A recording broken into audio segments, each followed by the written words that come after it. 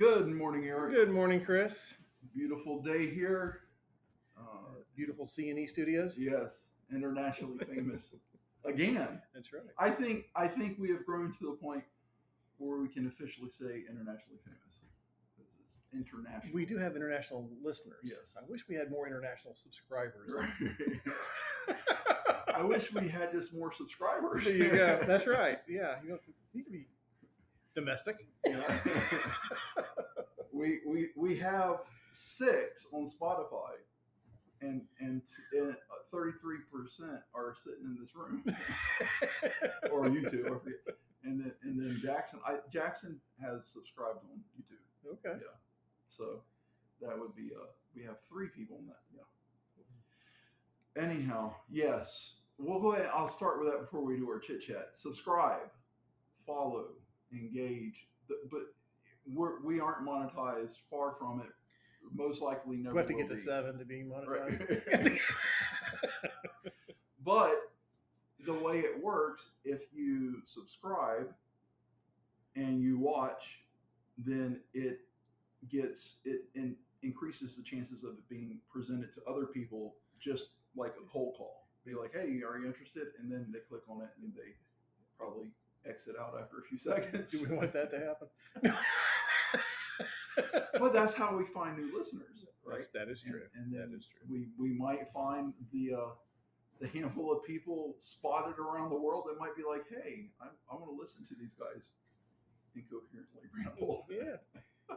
Hey, last Sunday when you posted our last episode, listener Todd texted me. I'm putting on my shirt, our apparel, getting ready to dive in. Yeah. And he didn't even know about it. And that really is the best way to listen. Right. So if you're interested in getting an Incoherent Rambling t-shirt, sweatshirt, yeah, or trucker hat, yeah, they're there. It's on our site. We have plenty of inventory, an endless supply of inventory, as it were. So, and that listener said it was good quality. Todd said it was good quality. Good quality shirt. Good quality shirt. It's a Gildan, I think. It is. Yeah, which is right here in North Carolina. Keeping it local. Keeping it local. Yeah. I think they're a Canadian company. They have a plant here in, I believe it's Eden, North Carolina, which is almost exactly due north of Greensboro, but you can't drive due north. You have to go like this and like this to get there. So yeah, well, that's good to know. I like Gildan. All the Gildan shirts that me and the boys have, they're all good quality. So that's good. We used to be a textile mecca here. Yes. Pre-NAFTA. Yeah. I mean, it was not mecca, but there is just so you know, in the denim world, Cone Mills denim is still very highly sought after and used for like bespoke jeans and like very expensive. So the people that are like jean heads or denim heads, I don't know the nomenclature. I think it's denim heads, but those people, they know all about Greensboro. They know all about Cone Mills. It's like, it's right up there with like the Japanese denim, like it's in Italian. It's like top of the line, but yeah, we're not like we used to be. It used to be hosiery. Did a lot of hosiery. Yeah, hosiery. Oh yeah, my mom worked at a hosiery before she got married, and when we moved back up here, she went back to the job she had 20 years before and went right back to it. Our good friend Jerry, his stepdad Jerry, he was a CTO for Kaiser Roth hosiery. Right. Yeah, got Kaiser Roth. There's Haynes, not that far from here, over in Winston-Salem. But and now part of the Sara Lee conglomerate. I feel like David's sister Martha worked for them. Martha worked for Haynes for quite some time. Yeah, absolutely. So there's a lot of Greensboro may not be the most well-known city, even though it's the 3rd largest city in the state, for certainly people outside of the Southeast. But there's a lot of rich history here for sure, between tobacco and textiles and tobacco and furniture. Yeah. So hot. It's been hot. It has been really hot. I went out yesterday and because Thursday I mowed. I did all the trim. It's been so hot that I've just been doing the riding mower. But I went out and did the weed eating, the push mower, the edging, like everything. Then I did the mower, and when I came in, I was feeling weak, and I told my wife, I was like, I don't know how the people. I guess you get acclimated to it, like a roofer. I don't. God bless them. I don't know how they do it. Yeah. And so yesterday I went out. There's an area, that we're beside my driveway where all the weeds had taken over. I hadn't. Every single time the weather was agreeable to spray, something came up to keep me from doing it. And when I was available to do it, it was going to rain that evening or the next day. And so it just got away from me. So yesterday morning I went out and I mowed it, and then I sprayed it with Roundup and some other spots. I was outside. I only did 6 gallons worth, but I did everything here on my property. I was only out there an hour and 5 minutes. I purposely weighed before and after. I was down 3.2 pounds. Wow. In an hour and 5 minutes from this. And like literally there was nothing dry on me. It's just, so it's been hot. Did go get in the pool. It was all worth it. So thankful that we both get to work inside. Indeed. Of course, our air conditioning was out for a day this past week, and that was really brutal. So, yeah, that worked. Yeah, I mean it's still got some fans going. I hope. Well, they had one unit working, one wasn't. So it wasn't. I shouldn't say we were without. We were down struggling. Yeah. And it was uncomfortable. It wasn't. Had it gotten any worse, they probably would have sent us home. Oh, you're talking about at work? Yeah. Oh, yeah. Well, those things happen. My mother was visiting a cousin in Texas when she was a teenager, and she said the windows were open. It was like middle of July, and she asked them, she's like, do you guys have a fan? Because the windows were open. And this just stuck with it. She's like, oh yeah, we do. We turn it on when it gets hot. My mom said it was like 98. And my mom is a cold nature person. Right. Like she's not usually hot. So. Well, my daughter Megan and her mom just got back from Ireland and England, and apparently it's not common to have air conditioning over there. Oh yeah. And they said it was brutal. They said it was warm. Yeah, if you, depending on where you are, and obviously, where Lauren was in Scotland, I think the highest the temperature got was 72. Oh, really? Yeah.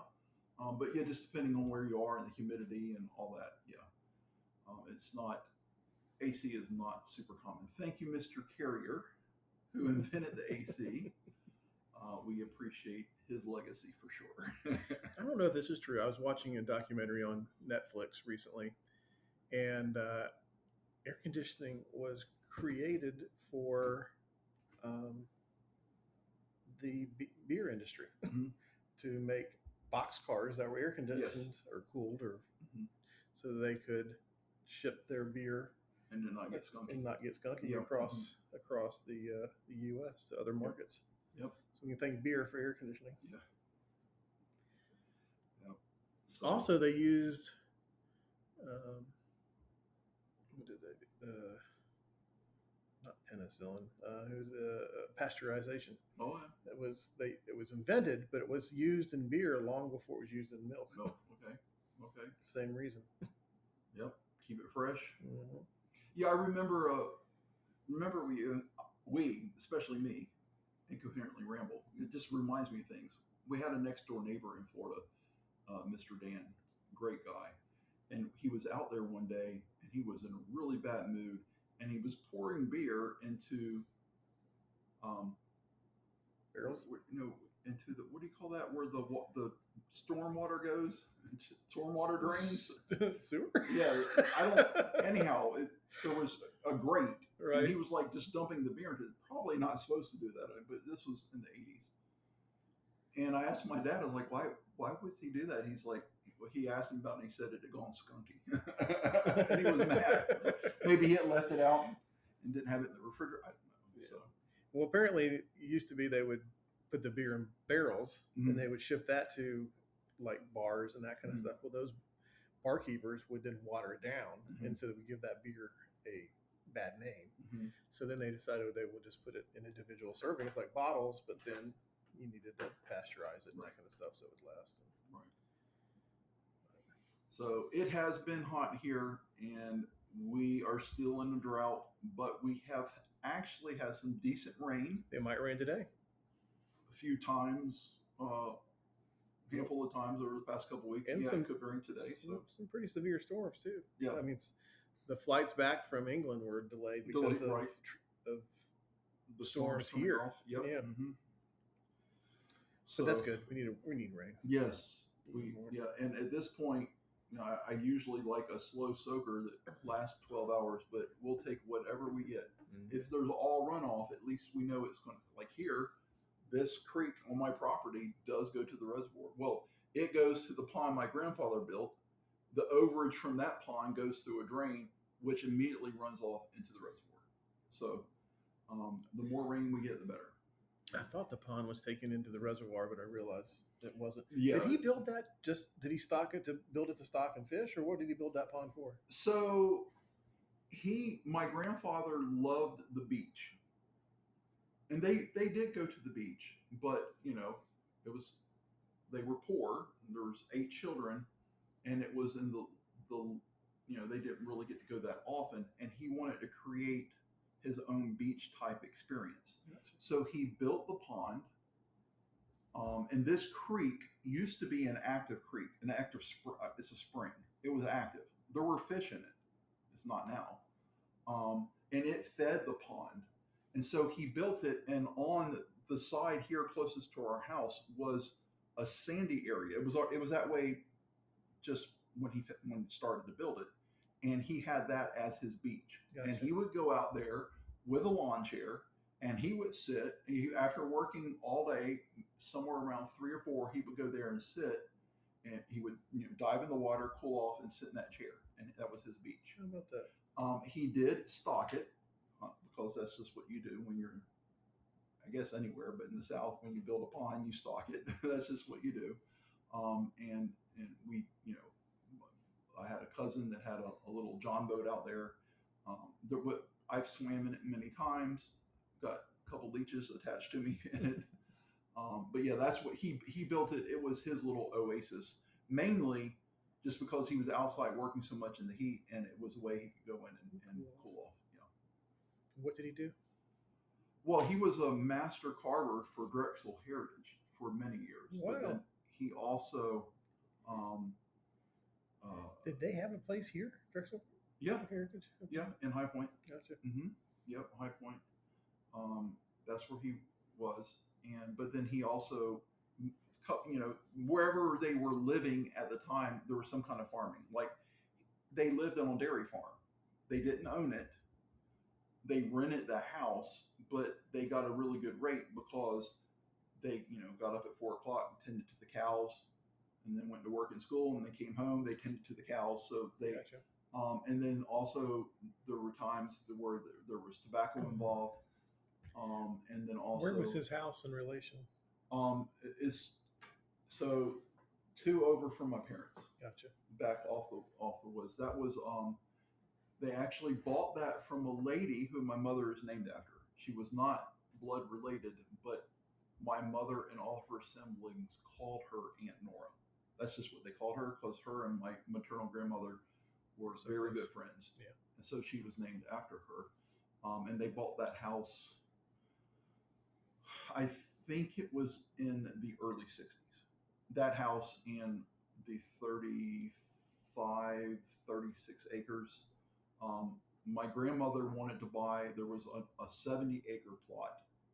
She wanted to buy the whole 100, I think it was 105 acres, but she couldn't convince my grandfather to do it.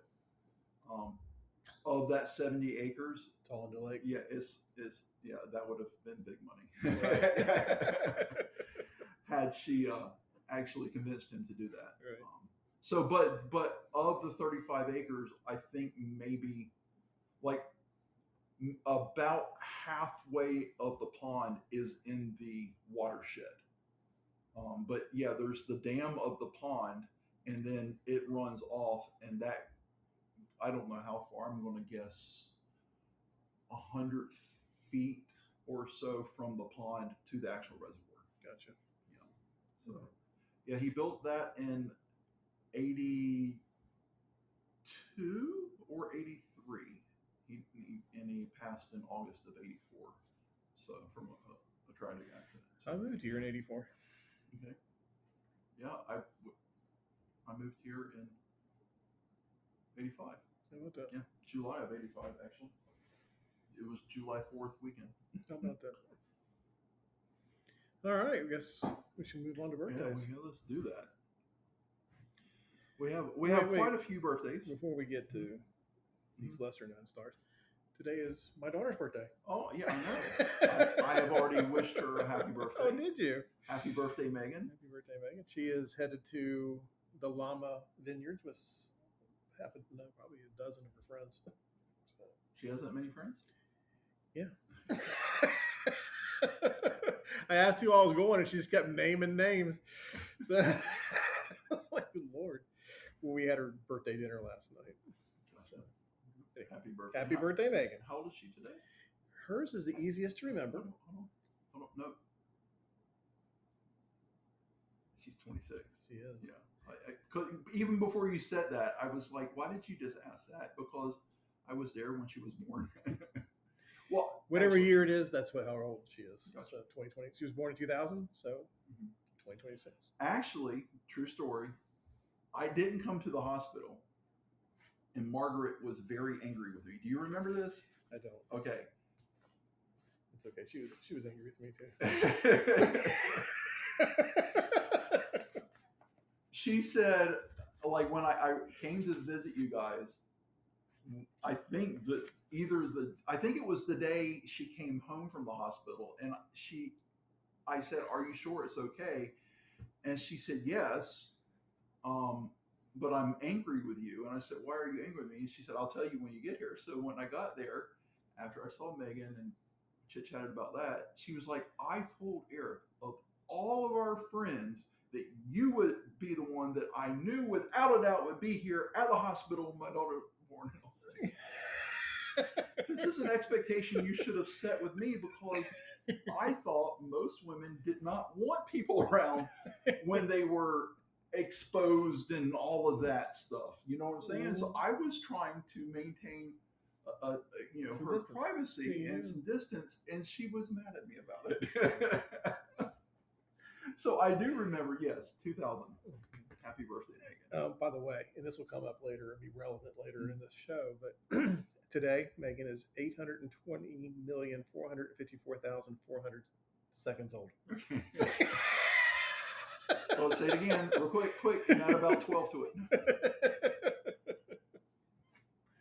Oh my!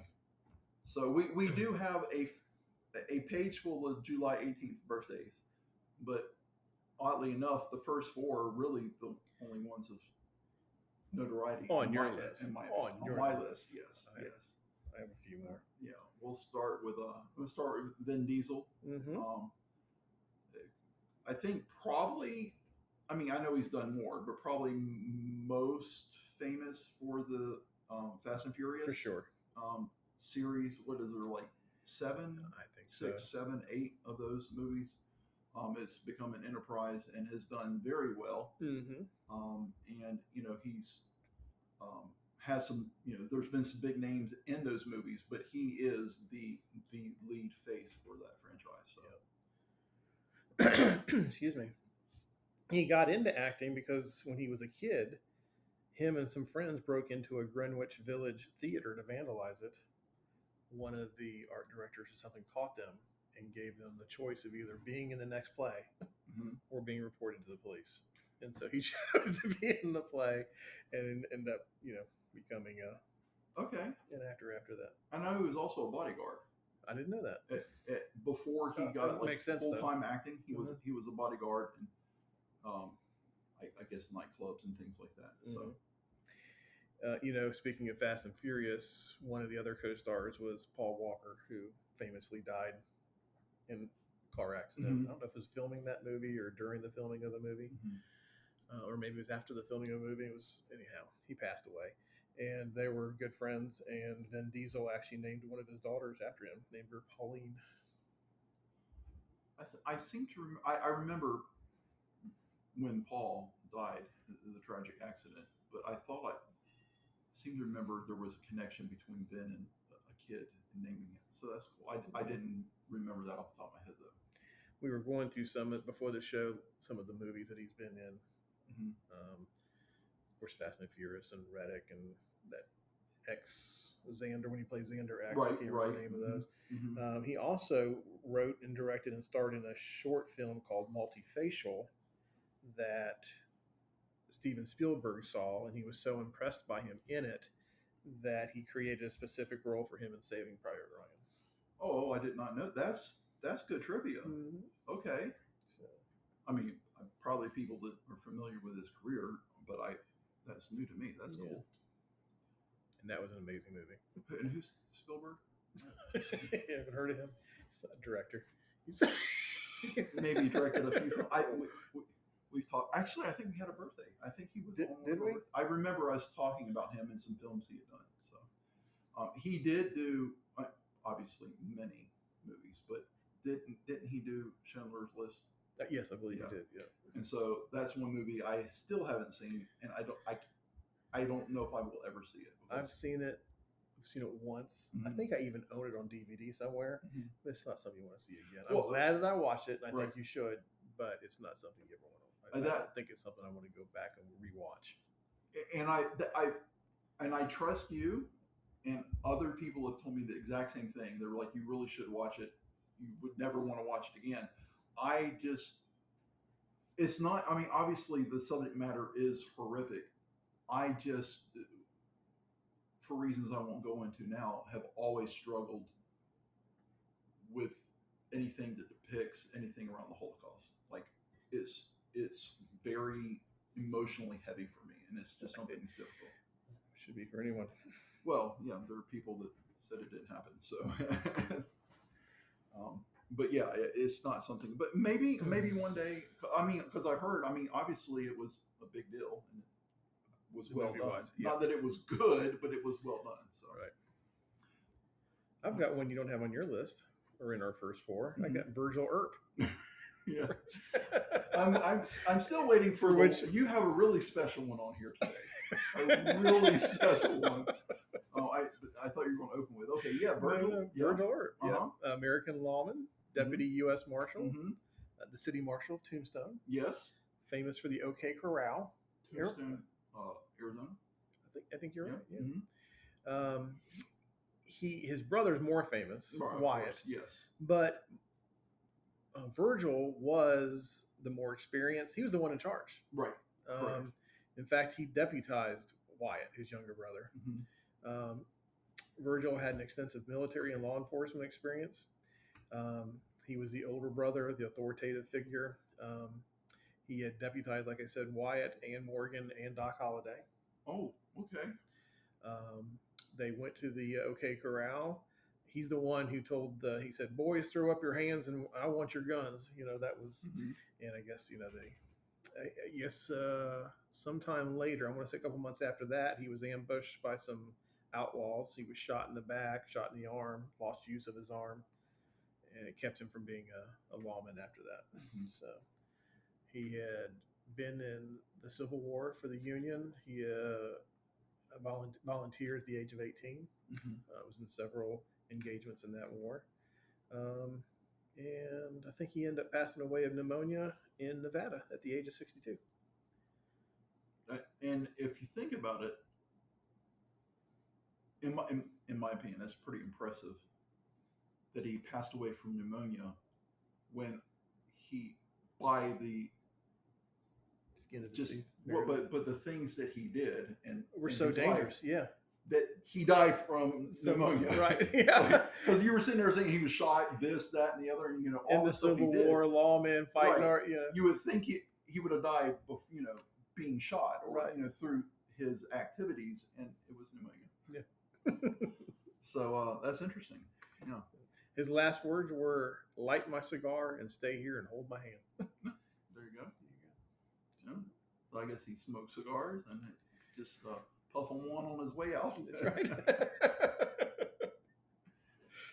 Oh yeah. So why do you think Wyatt is a more well-known name? That's a good question. I don't know. Because I mean, I've heard, obviously I've heard his name, but like when you think of Earp, it's Wyatt Earp. Right. Like that's just the name, and it's like, and he was the older, more maybe Wyatt was more charismatic or something. Who knows? But right. Anyhow, that's interesting. Today, oh, go ahead.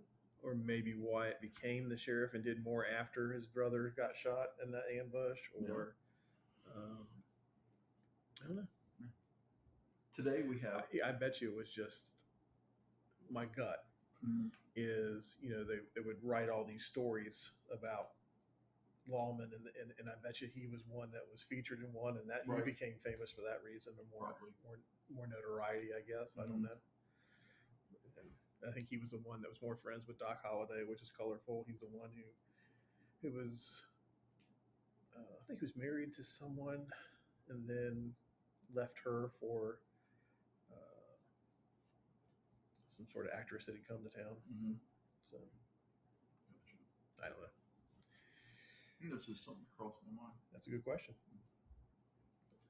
Well, today we have also, he's passed away in 2013, but Nelson Mandela. Mm-hmm. You might have heard of him. We do have a couple of friends and listeners in South Africa who are a lot more familiar with that than we are. But he lived to 95. Did you know that? I did not know that. Yeah, 1918 to 2013.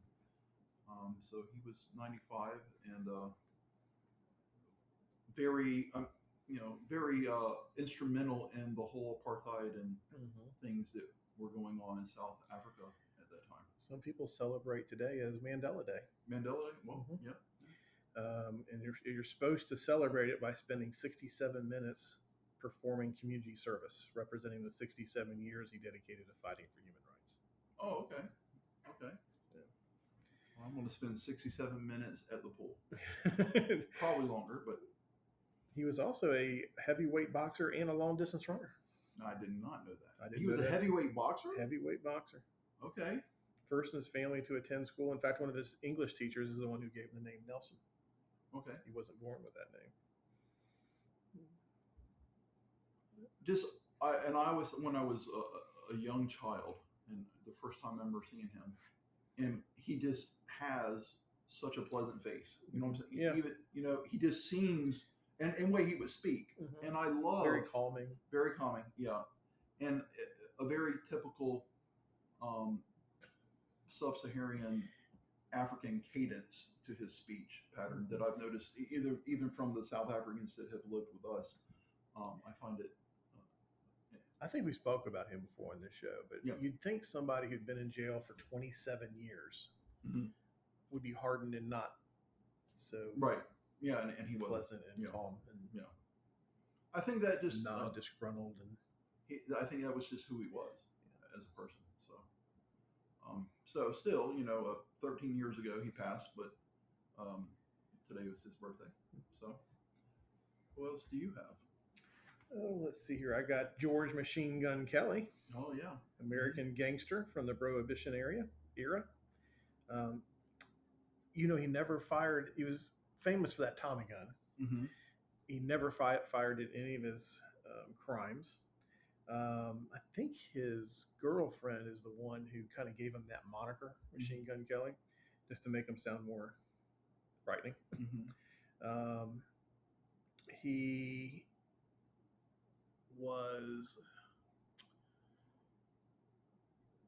coined the term G-Man, because when they finally tracked him down, he said, "Don't shoot me, G-Man." And apparently it got into the press and went all around. His most famous crime was in 1933. He kidnapped a wealthy Oklahoma oil tycoon, and they had a ransom of $200,000, which is equivalent of $4.8 million today. Wow. And when he was released, that tycoon had such a good memory, he was able to give the police a lot of details, like how long he rode here, and did he memorized airplane schedules and weather patterns and counted footsteps, and was able to lead them to their hideout. That's impressive. The footsteps. 22. That's pretty impressive. Yep. Machine gun killer. I think there's some. I think there's someone current now that goes by that moniker. Maybe some white rapper. We talked about him, didn't we? Yeah. It's it is devoid of talent. Well, I just saw something on.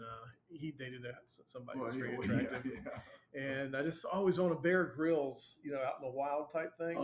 He was on one of those episodes, and I had very little respect for this person going into that. Mm-hmm. I have a little bit more. I have a little bit of respect for him now. He seems like a changed person. Really? Yeah, I don't. He seems like a better person than I anticipated him Gotcha. being. So, he also, this is George Machine Gun Kelly. He died after serving his time in Alcatraz. He was transferred to Leavenworth, mm-hmm. and he died on his 59th birthday of a heart attack in June. I thought you were going to say pneumonia. I was like, wait a second. Okay, yeah. Leavenworth. That's Leavenworth. Well, yeah, that's hardcore. But it's probably a little less hardcore than Alcatraz. Well, maybe. Yeah. I don't know. Yeah.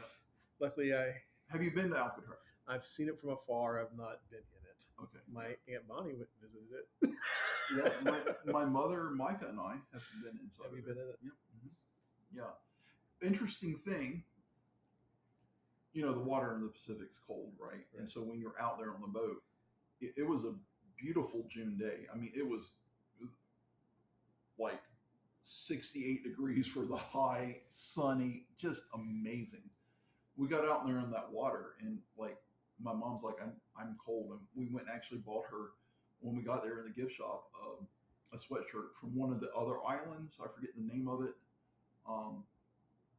But it was interesting. Like, I have pictures on my phone with like the menu, like for the cafeteria, and like the jail cells are like super small, and it was a neat experience. Have you seen Escape from Alcatraz with Clint Eastwood? I have. Okay. Yeah, I love that movie. It's been a long time ago, yes, but I have seen it. How about Birdman of Alcatraz? Black and white with... No, I have not. That was really good too. There was one with Sean Connery also. Yes, The Rock. Yeah, I saw that one. Yeah. I can't remember the name of it, but I remembered. I was pretty sure it had something to do with Alcatraz. An interesting island, though. It really is. I mean, when you're looking at it, you have to go to it to understand, because like you see it from the shore and it's just like right there, but it's not. It's a little bit farther than you think. Right. You're like, oh, I could swim there. No, you couldn't. But I enjoyed it. Yeah, interesting. We've talked about it on the show before, but I think even Trump had talked about reopening it. But I forget how much they have to ship in all the water. There's no fresh water sources there, so they have to ship in the water and all that kind of stuff. You can't drill. Yeah. I mean, I guess you could potentially, maybe if you find fresh water. Yeah, I don't know. Or you could catch. Or you could maybe nowadays you could pipe it in. Yes, for sure. So yeah. The cost of all that. Yeah. No. I mean, why do you need fresh water? Isn't that where we send the worst of the worst? I don't know. Not anymore. So I would highly recommend, if you are in San Francisco, to do the little tour. There's another island that's included, and it's very interesting from a historical aspect. They even took us on a SUV, not SUV, like a Polaris, like one of those things. They rode us around the island, and there was like one resident that lives there, and it was like we went by their house, and it was kind of odd. I think they're a caretaker or whatever, but yeah, interesting. I would recommend it. You got Kristen Bell there. Kristen Bell, yeah, she's 46 today. Yep. She played Veronica Mars, and she was in The Good Place. Yeah. Oh, she was the voice of Anna in Frozen. Yeah, Anna in Frozen. Mm-hmm. Excuse me. Forgetting Sarah Marshall. That was pretty good, too. Yeah.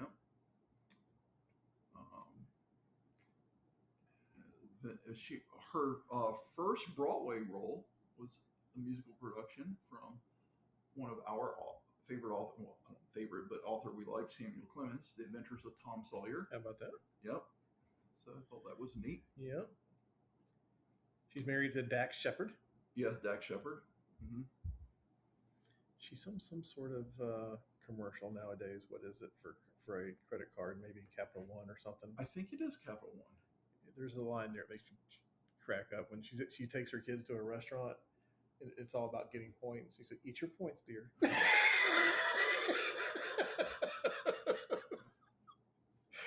But here's something interesting about her. Okay. And on top of being a mental health advocate, she's an avid sloth enthusiast. Oh, really? She loves sloths. Okay. My second cousin, Samantha, who is getting married soon, congratulations to her, is a huge sloth person. She loves the animals. They would get along famously. Yeah. Then. How about that? I've never known a sloth enthusiast. Yeah, I don't either. They are interesting animals. Mm-hmm. Can they hurt you?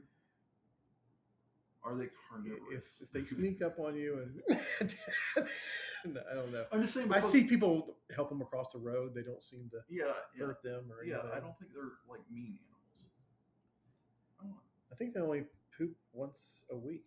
That's one thing I've heard about sloths. Slow digestive system as well. Everything is slow. Oh, do not say anything about injury. Do not say. Okay, sorry. Also, we got Priyanka Chopra. Yeah. Today is her birthday. She was a former Miss World. Yeah, 2000, the year your daughter was born. How about that? Yeah, winner of Miss World pageant. Mm-hmm. And one of the highest paid actors in Bollywood. How about that? I first remember her in, there was a TV show, Quantico. Yeah. That's the first thing I remember in. Alex Parrish on, the crime drama Quantico. Mm-hmm. She's married to a Jonas brother. Yes, she is. Nick. Yeah. Lovely young lady. And then... Do you think Nick is more handsome than Joe or Kevin? I don't... I had no idea who the Jonas Brothers were. I had to look it up before this. Oh, I know the names. I didn't even know the names. No, I know the names. I know that they were... No, I shouldn't say I know. I believe there was some connection between them and some Disney show. Oh, really? Maybe like the one that Britney Spears was on. Oh, the Mickey Mouse Club? I don't know, or some. I may have made that up, but I know they were like catapulted at a young age. Is what I'm saying. I got you. Through some mechanism on TV. Yeah, I just knew them as the Jonas Brothers with a band, right? So yeah, they're a musical band. Yeah. I don't know what they look like. I think if I saw them, I would know them, like because they've been around a while. But okay, what was the name? Who she married to? Nick. Let's see, Nick Jonas. Are they actors now too, or are they just still doing the band thing? Singer, songwriter, musician, and actor. Yes. So Nick, and then who was the other one that you asked me about? Kevin and Joe. Kevin, Jonas. Oh, no, Nick is better looking. And then who's the other one? I was just kidding. Joe. Joe Jonas. Oh, it's got a nice ring to it, though. He's unfortunate looking. So yeah, I would say Nick is the best looking of them. I gotcha. We're good. Now we have that. Yeah. Let's see. Who else do we have here? I got somebody that's not on your list. Yeah. Well, you have a lot. I have a bunch of people that are not actually famous. I've got one that I thought was famous enough to mention that you don't. Cameron Boozer. Yeah, he's just because you're an anti-Duke fan. Yeah, I don't have no use for any of the Boozers. Yeah, he was the ACC Male Athlete of the Year. It's not saying much. He did go on the third round overall. in the NBA draft. It's 2 rounds. 2 rounds that came before that. I'm just saying. I'm sorry, third pick overall, not third round. Third pick overall. I mean, there's 2 spots before him. Well, here's something. Mm-hmm. He and his twin brother Caden Mm-hmm. were born through in vitro fertilization. Okay. To serve as genetic matches for their older brother Carmani, who has been diagnosed with sickle cell anemia, and a successful bone marrow transplant from the twins' stem cells cured their older brother. Nice. How about that? Yeah. Unrelated, other than the sickle, there was a kid in in Louisiana that's been the first ever documented that's been cured of that. I thought he was just cured of it. Oh, maybe. No. There was some kid it was Louisiana. I'll have to look. I'm sickle cell? Yeah. I just read the article maybe 2 or 3 weeks ago. Well, this just said that successful bone marrow transplant from the twins. Right, but from some other, it was cells. something else. There was some other mechanism to cure. I gotcha. Okay. Other than that, I gotcha. Okay. Some new treatment, razor edge treatment kind of thing. Gotcha. So anyhow, I got some good news stuff that we can talk about. That's also medical related later. Okay. Now I will say I have nothing against this young man. I have a lot of respect for Carlos Boozer, a hard player. I did like him. I don't like Duke. So. So that's interesting though with his twin brother and how that played out. Good for them. I've got Margaret Brown, the Titanic survivor, known as the unsinkable Molly Brown. Okay. She never went by the name Molly. It was, I guess, it was reported in a newspaper. Somebody wrote it in an article, and it just became kind of stuck. Mm-hmm. But she was a philanthropist, suffragette. Mm-hmm. She not only survived the sinking of the Titanic in 1912, she also survived a devastating fire at the Palm Beach Breakers Hotel in 1925. Oh, wow. Yeah. She was also, and you might remember this movie because I know you love that movie, The Titanic. Mm-hmm. She was the one who, when they were in the rowboats, wanted to go back for the survivors in the water. And the quartermaster on the boat wouldn't do it, and she took over and rowed out there and helped save some more people and pulled them out of the water. Mm-hmm. And then when they were on the ship that came to rescue them, she spoke several languages, so she would go around and translate for all the people that spoke different languages to help comfort them and let them know what's going on. And she raised $10,000 from some of the rich people that were rescued for the poorer folks. Okay. So, and she also ran for Senate twice. Okay. Once she did it in I don't know when she did it, but she was the first woman to ever run, and it was at a time when women couldn't even vote. Mm-hmm. So, but both times that she ran, she ended up withdrawing. Mm-hmm. So, her bid. And that's all I have on Molly. Then we'll jump ahead real quick because it's just a little snippet. Today marks the day that the very first time the video was released. There you go. On the event. A little tie-in to her. Yep. There you go. Mm-hmm. Good deal. And I remember when that happened. It was a big deal. In 86, I believe. Yeah. Mm-hmm. Yeah, I do remember it was like a big deal. Yeah. Eric said, one of my favorites. I have never seen the movie from beginning to end. I've seen snippets of it here and there. I won't ruin it for you. I want you to know how it ends. I keep thinking about the Shirley Q. Liquor skit. She's like, I keep watching it and thinking, if something different will happen, but it never do. It never. Near, far, wherever you is. If you don't know who Shirley Q. Liquor is, look her up. Froze solid.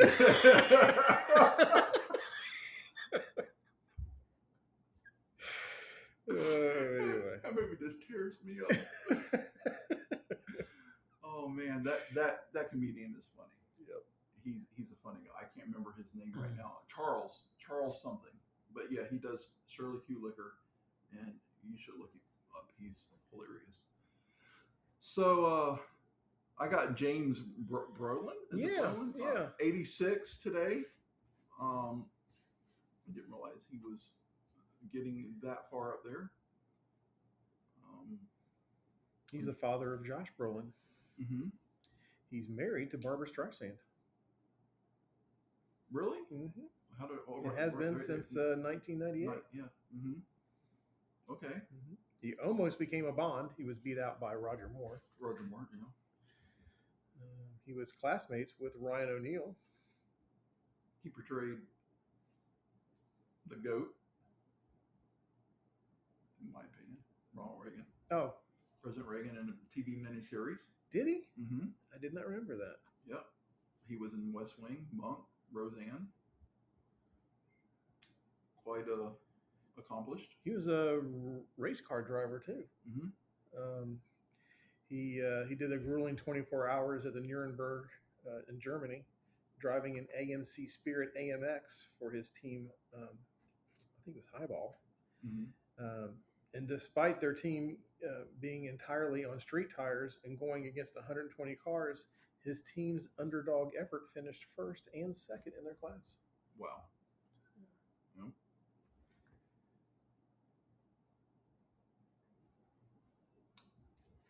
Let's see. And you've got, I think, I got 3 others, and one of them is on yours. Scroll up. Scroll up a little bit more right there. Okay. Kelly Riley. I will confess ignorance. I don't. Well, it's because you don't watch Yellowstone, the movie, a TV show, a series, and I don't either. I've only watched a few episodes, but she is a big deal. She's a big part of that. In fact, there's a spinoff now that she's in. Okay.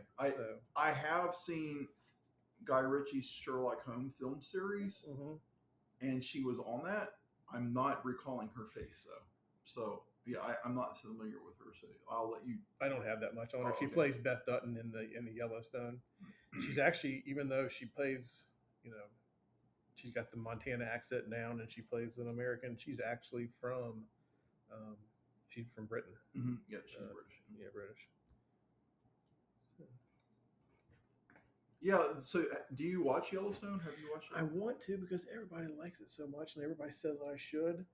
And I've watched, and maybe I should give it more time to get into it. But I watched like the first 3 or 4 episodes and just never. It hasn't clicked. It just didn't click. Well, now I haven't seen it at all. Like, what is it on? I want to say Paramount. Oh yeah, so I won't. I'm not gonna pay for a streaming service to watch the show. That's just not how I roll. I mean, you can always subscribe and then unsubscribe after you watch the series, and you just have for a month. That's for what, $12. But right. Landman's also on Paramount, which is definitely worth watching. It's really good. Is that Billy Bob? That is Billy Bob. Yeah. American ain't got no gas. So I'm not familiar with the show, but I will say this, much like the Vikings series that I told you about, sometimes those shows, especially if they know they've got multiple seasons and they have a big story to unfold, they will take 2, 3, 4 episodes to really firmly establish different storylines, different characters, and backstories and stuff before it really actually picks up the pace. Right. And it could be something like that. Right. It could be. Yeah, and I'm sure the cinematography is stunning, I'm sure. Right. Just because of where it takes place. Yeah. And you mentioned Vikings. I found where I can stream that. I think it's on Netflix. Maybe you sent it to me, the link to it. But anyway, I found it on Netflix. And I started watching an episode, and then I'd mentioned to Sarah, and she said, well, she might want to watch it, which is a mistake because she never watches with me. I could start watching and really start, because I'm up early while she's sleeping. That's usually when I'm watching TV. But now if I wait for her, it'll never get watched. I gotta be careful how I react. I think I got in trouble recently with how I reacted to a Sarah thing. So, but did you start So I started watching one episode until I mentioned it to her, and then I stopped because I wanted to try to watch. I'd love to watch it with her. It's just a matter of finding the time when we can both get together. So let me see if I remember. Isn't it the Vikings the one where it starts and they're out? It starts like a battle has ended, and it's a couple people, and they're out with all these bodies, and then like a Valkyrie comes down to them, or that's not how this. Maybe I haven't gotten that far into it. I mean, I literally was like 3 or 4 minutes into it. Oh, okay, never mind. Yeah. No. Anyhow, but just like I already told you, it's the same thing. It starts off very slow and methodically paced. You have to give it like, I don't know how many episodes, but once it does like start moving forward, the storyline progresses, and I find it like I really like it. Basically follows Ragnar Lothbrok up until like even though it's not a prequel to The Last Kingdom, but where it ends like is maybe just a year or two after where The Last Kingdom starts. And there's there's not characters like the same people, but there's names that you hear at the end of one that you hear in the beginning of the other. So that's why I recommend watching Vikings and then watching. Gotcha. But I mean, they're really good. Like for me, it's very gripping. I really enjoy it. Check it out. I don't have her on my list. It's Elsa Pataky. She's a model, and I'll just mention her because she is stunning. And she married Chris Hemsworth. How about that? Yep. And let's see. She's an actor too, because she's in something called Tidelands on Netflix. Yeah. She speaks English, Romanian, Italian, and French, or just some of the language she's fluent in. Okay. She also dated Adrian Brody. Yeah, for 3 years. Mm-hmm. And she was in Fast 5. How about that? That's a connection to something we were talking about earlier. Yeah, Vin. Yep. And that's it. Nope, I got a couple more. You don't. Yeah, I only have 2 more. You got to hit. Are you going to say the best for last? That's. I had that as an event, not as a birthday. Oh, okay. Okay. I thought it was a birthday. Well, I guess technically it is. So technically it's not. Okay. Well, I guess it is. If you, we'll leave it for events. I have John Glenn was born on this day. He American Marine Corps aviator, astronaut, businessman, politician, third American in space, first to orbit the Earth. Mm-hmm. From Cambridge, Ohio. He was a senator from 1974 to 1999. He married his wife, Annie, when he first met them when they were first met when they were toddlers. Okay. They basically grew up together, and they said neither one could remember a time when they didn't know each other. I do have a John Glenn story when you're done with your factoids on him. He was in college when the Pearl Harbor was attacked, and he basically left school, joined the aviation branch of the Marine Corps, and he flew 59 combat missions in the Pacific. Wow. So Eric and I initially met at a now defunct regional computer chain called People's Computers. Mm-hmm. They were based out of Charleston, South Carolina. They had 16 retail locations between North and South Carolina and 2 distribution centers. Well, we worked at the Greensboro store. At its height. I think when I started, there was 3 or 4 locations. Okay. Oh, really? Yeah. Okay, yeah. And so... At one time, we were the 44th largest computer reseller in the nation. Really? Yeah. I mean, we did a lot of business. Yes. For being regional, and regional is kind of loosely, it's just 2 states. Yeah. Okay, so we did some pretty, but also margins were great back then. Mm-hmm. Like we were getting like 28%. I think the average was 23. It's still but there were times, I remember one sale went through, it was at like 32, 33%. I was like, wow. That depends on what you're selling. Some of the computers were lower margin, right. But some things were printer cables were, right. Yeah. 200%. So we were working there, and I was a computer technician, and I loved the aspect of my job of working on the computers. I loathed interfacing and interacting with the customers from a retail stance. If you've ever worked retail, I don't have to tell you it's beyond miserable because people are terrible. I mean, just how it is. But I was there. I actually enjoyed the opposite, but go ahead. A gentleman came in and he had his computer and he was telling me what was going on with it and, what was not working correctly. And, I was taking notes, filling out a work order. And then I asked him his name and he kind of chuckled and he said, "Are you serious?" And I said, "Yes." And he's like, "Did you go to school, son?" I said, "I did." And I thought his face looked familiar. And so I was like, I did. What's your name? There was someone waiting. Right. And the person that was waiting was looking at me like, "You're an idiot." It was John Glenn. Wow. How about that? Yeah. So I can't remember the connection to North Carolina, but he has one. I don't know why he was here. This is while he was still a senator, because this would have been in 94, 95, somewhere in that time frame. But he brought his computer that he didn't purchase from us, obviously, to have some. I remember there was something that needed to be fixed, and there was also an upgrade that I did on it as well. And so I'm filling out, and I'm looking at him, just like, I don't know, is he yanking my chain? I thought he was yanking my chain. Mm-hmm. And so I went back in, and the internet then was nothing like it is now. Basically, back then it was just bulletin boards. But I was able to pull up a picture of John Glenn, and sure enough, that it was the John Glenn that was right there. He just turned his computer into me. Wow. And I was like, oh, wow. So but I felt really dumb because I was like, I should have known who it was. But why would I ever expect that he would be there in Greensboro, North Carolina with a computer when he lived in Ohio? Right.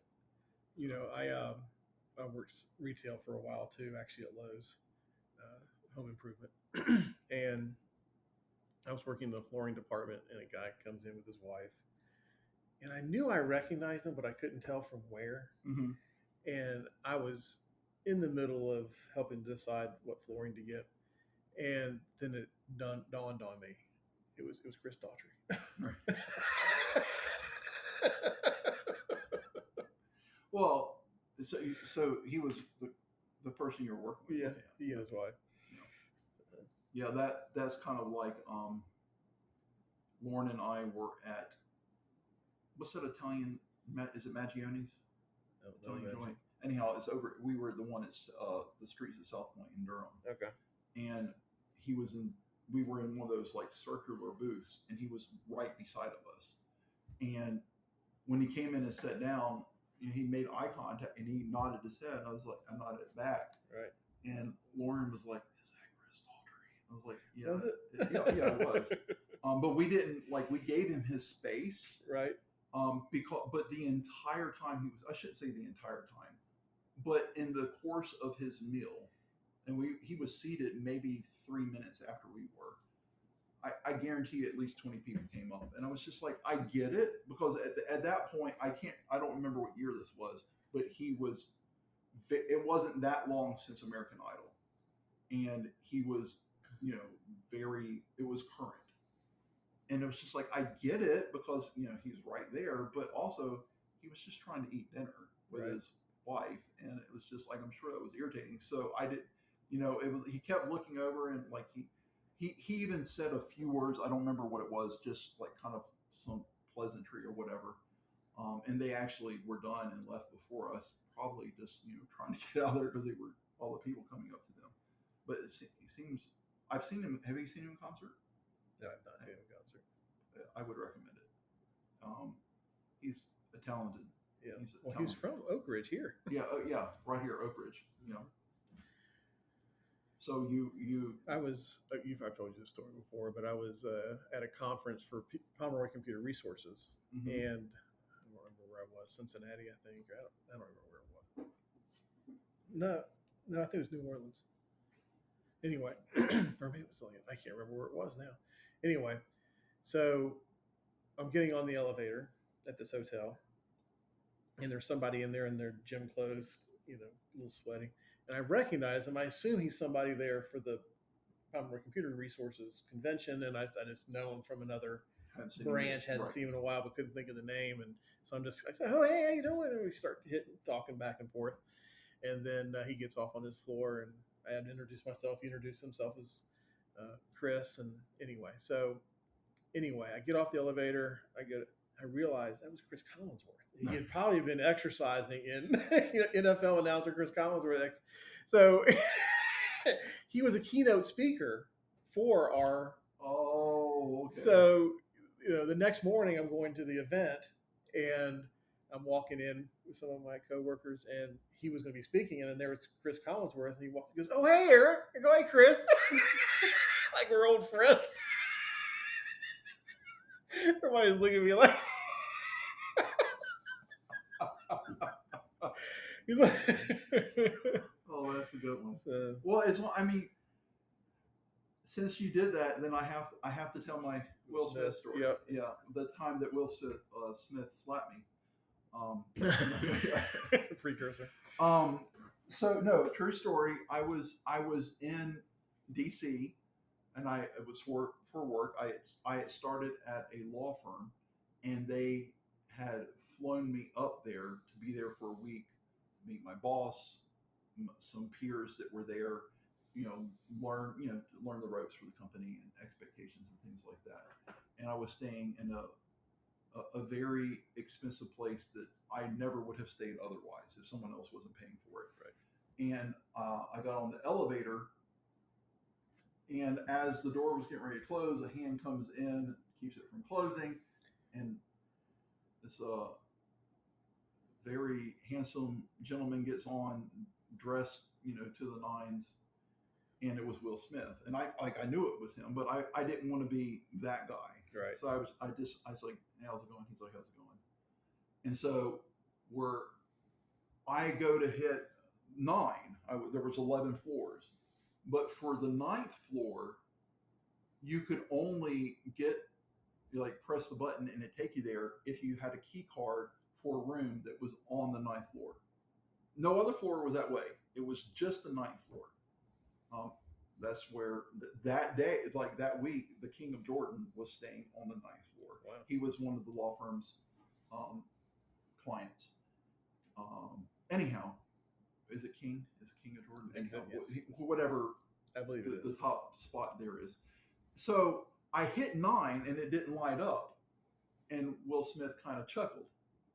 He's like, "Yeah, you can't go to that floor unless you're staying on the floor." It's like, "Oh, I am. I forgot." And I took out my key badge, I tapped it, then it hit 9, and then it lit up. And he's like, so he started talking with me. We talked probably for about an hour. Oh wow! Quite some time. Parted ways, and then as I'm leaving, that was on the first day, a Sunday, when I got there. As I'm leaving on Friday to go get a cab for the airport, he sees me in the lobby and he's like, "Hey, Chris, take care, buddy." And I was like, I look over and I was like, "Oh, hey, Mr. Smith." I didn't know I'm allowed to call him Will. I think I may be older than him. I can't remember how, but we're about the same age. But that reminded me, I knew it was him. You didn't really recognize Chris Collinsworth. I knew it was him, but I didn't want to be like, "Hey." Local radio station was talking one time about not remembering listeners' names or something like that. And then you had called in, right, and they had recorded an interaction with you. And I think you gave them the story actually on the radio show. Right. And so an abbreviated version. And then when they hung up, they were like, "Goodbye, whatever your name is." Well, they played that clip as a teaser for their show for years. Yes. So whenever I'd hear it play, I'd call them up to get your royalty check. Yes, they played that same. The first time I heard it, I was like, "Wait, that's me. Why am I on the radio?" Yeah, and so I was at our local Lexus dealership having my car serviced. Mr. Dim was there having his car serviced. DJ from that said show. I knew it was him, but I was also being respectful. But we had, we were sitting beside each other, had started up a conversation. And he says to me, the guy is really next level. He goes, "Your voice sounds very familiar to me." And I was like, "Well, it should, because you guys play a clip for your show on a regular basis, and I'm in that clip." And he goes, "Really?" And I was like, "I'm the Will Smith story." He's like, "Oh, whatever your name is." He said that. He's like, "Whatever your name is." Which is, it's even funnier because both of them, their on-air names is Chris. Right. It's the Chris and Chris show. Right. And my name is Chris. And then he's like, "Yeah, whatever your name is." Yeah. So yeah, see, that's how we do. We can ramble go, and then we can just bring it right back. Yeah. Well, while we bring it back, I got one last birthday. Red Skelton. Oh yes, love Red Skelton. Born on this day 113 years ago. 113. 113. What? It's 2026. Isn't that crazy? The American comedian, artist, composer. He actually ran away at the age of 10 to join a traveling medicine show. Okay. So I guess that was 103 years ago. Mm-hmm. Let's see. He's known for comedy. He wrote over 8,000 songs and 60 symphonies. Mm-hmm. He had his own show, of course. I say, of course. Listeners today probably don't remember. They should know. He said he would rather be known as a clown than as a comic. Mm-hmm. He famously painted clowns, mm-hmm. and his second wife, convinced him to display some of his paintings, and they went on to sell, and he earned more money from his clown paintings than he did from being a comic. Wow. Okay. Yeah, my father got me into him. Mm-hmm. It's funny. Yeah, this stuff. The show was kind of like a variety show, right? Yeah. Kind of. It was focused on humor. Yeah. But yeah. That was quite common format for TV back then. Mm-hmm. Good stuff. He did a poignant interpretation of the Pledge of Allegiance, mm-hmm. that was pressed into a best-selling record back in. I think it should be required watching every day at school. That's just my opinion. They should recite it every day at school. Mm-hmm. So that's it for birthdays. That's all I got. We'll go for this day in history, which some of it we've covered. I thought that other one was a birthday. It is kind of birthday related. Okay. It's definitely birthday related. Gotcha. Let's see here. Our fun fact of the day. This day in 1921, the trial of 8 White Sox players accused of accepting bribes to deliberately lose the 1919 World Series opens in Chicago. All 8 are eventually acquitted, but banned from baseball for life nonetheless. Yeah. Baseball fans such as us are familiar with that. Interesting little thing, but that was today. The trial began today. So not a good day in baseball history. No, for that particular thing. Absolutely. Did those players bet on it too? You know, I don't remember. I don't remember the details around it. I remember, I think they did, or was accused of. Yeah. I mean, they took money to deliberately. If you were going to deliberately lose, then why not? I'm find sure a bookie. that's got to be why. Right. I mean, and I think that might be part of why betting on baseball is so has such a bad. For sure. I think Pete Rose would have been looked down upon regardless, but I think that really made it stand out because of that particular event. Right. For sure. But I mean, look, I don't know their names, but even recently, some NBA players have gotten in trouble for doing the same, like a lot, like 8 or 12 or something, that were betting on games and possibly shaving or I forget. throwing. I didn't read the article. I just saw the headline. But one of the speech writers for Trump's most recent speech, you can bet on anything. Yes. Like what he's going to talk about in the speech, apparently, or something. And he supposedly made $100,000 on. Now, of course, he controls what goes into the speech. So he made $100,000, I guess, betting on what was going to be in the speech, and he wrote it. Right. It's crazy today what you can bet on. Yeah, it's very confusing to me. I don't care anything about gambling. It's never appealed to me. But I get, like, if people want to bet on sports, even if because it's their team, or just because they're really knowledgeable and they think that this team's going to win, so they think they can win, right? I understand that concept, but this new stuff, like, betting, not like, is it going to rain today at 2:33 p.m.? Like, that's just taking it too far. Right? It's goofy, in my opinion.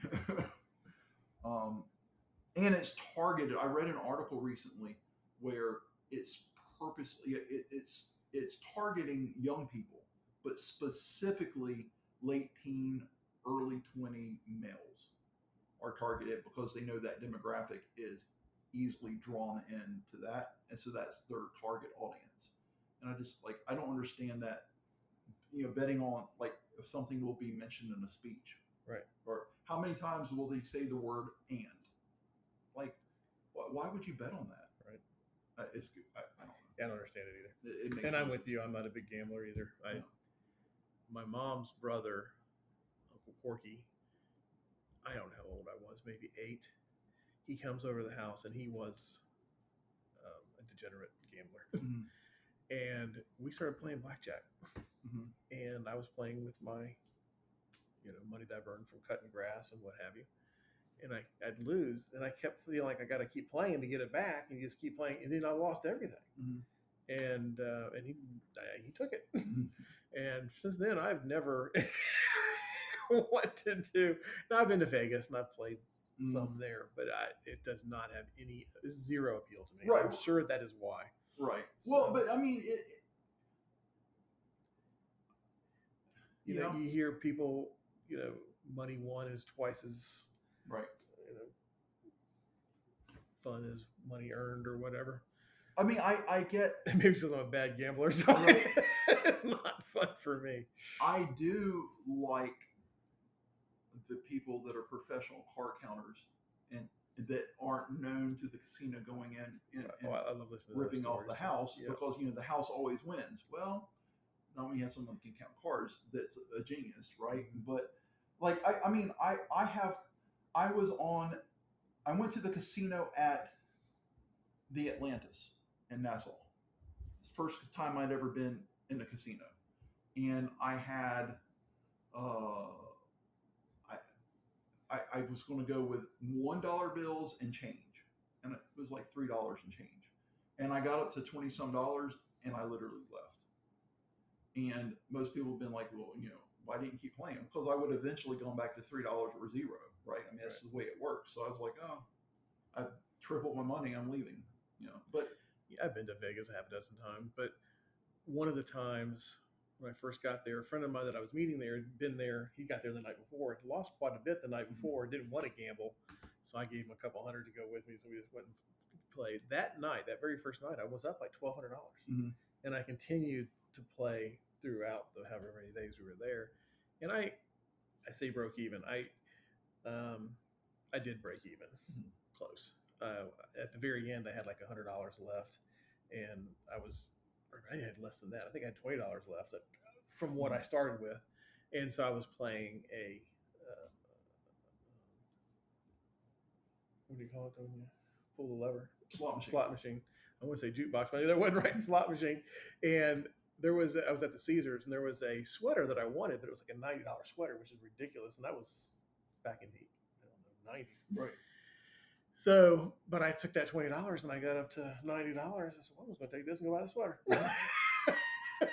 So I walked away with a $90 Caesars sweater. I would say you broke even on that. I came out ahead. I came out a sweater ahead, man. You came out ahead. Yeah. A guy I used to work with, literally, he was in Vegas for a conference. He walked by a slot machine. He put in whatever, pulled it. He won, I think it was $1,000. He went, cashed it in, and that's the only time ever in his life that he's ever gambled. I wouldn't call that gambling. He did, but it was like just happened to do it, and he struck it.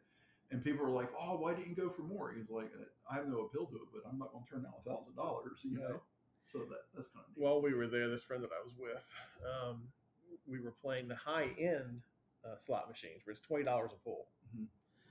And so we started out with $100 each, and we would pool our winnings. So whenever I pulled, if I won any, whatever it was, I split it with him. And we just kept playing. We played for like an hour on $200. Mm-hmm. And some of these, these were big payouts on these $20 pulls. And we get so close to winning big and everything. And that was a lot of fun. So for playing for an hour for $200, and a chance for the big payoffs, I was really enjoying that. Mm-hmm. And so that was fun. Let's do it again. And we were out in like 5 minutes, $200 more in 5 minutes. Not even that. Yep. So yeah, they kind of that's kind of part of the trap. Mm-hmm. I won't call his name, but someone that you know, a friend of mine that's in the Navy. When we were teenagers, those machines with the claw. Yeah. He was determined. There was one specific thing in there. I don't remember what it was, but he was determined to get that out. And after about $25, $30, I was just like, hey, you know what? You could have already just bought it outright. Like, he's like, no, but I got to win it. Kept saying, go for gold. I was like, I don't think you need to be in here. Hopefully he didn't get into gambling. Right. So, okay, well, that's our fun fact for today. We got some other stuff in history. Did we even do a history thing yet? Well, I just the fun fact. Yeah, that's right. The fun fact. The fact of the day. Okay. Yeah. So what else do we have here? We do have FDR was nominated for an unprecedented third term. Mm-hmm. I didn't even have that on my list. Yep. And 1940. 1940. He first took the office in 1933 as the 32nd president. He was nominated for unprecedented third term. He would eventually be elected for a record 4 terms in office, the only U.S. president to serve more than 2 terms. Mm-hmm. So, interesting little. And he, tried his best to ruin our country, but I'll move on from that. He did some good things as well.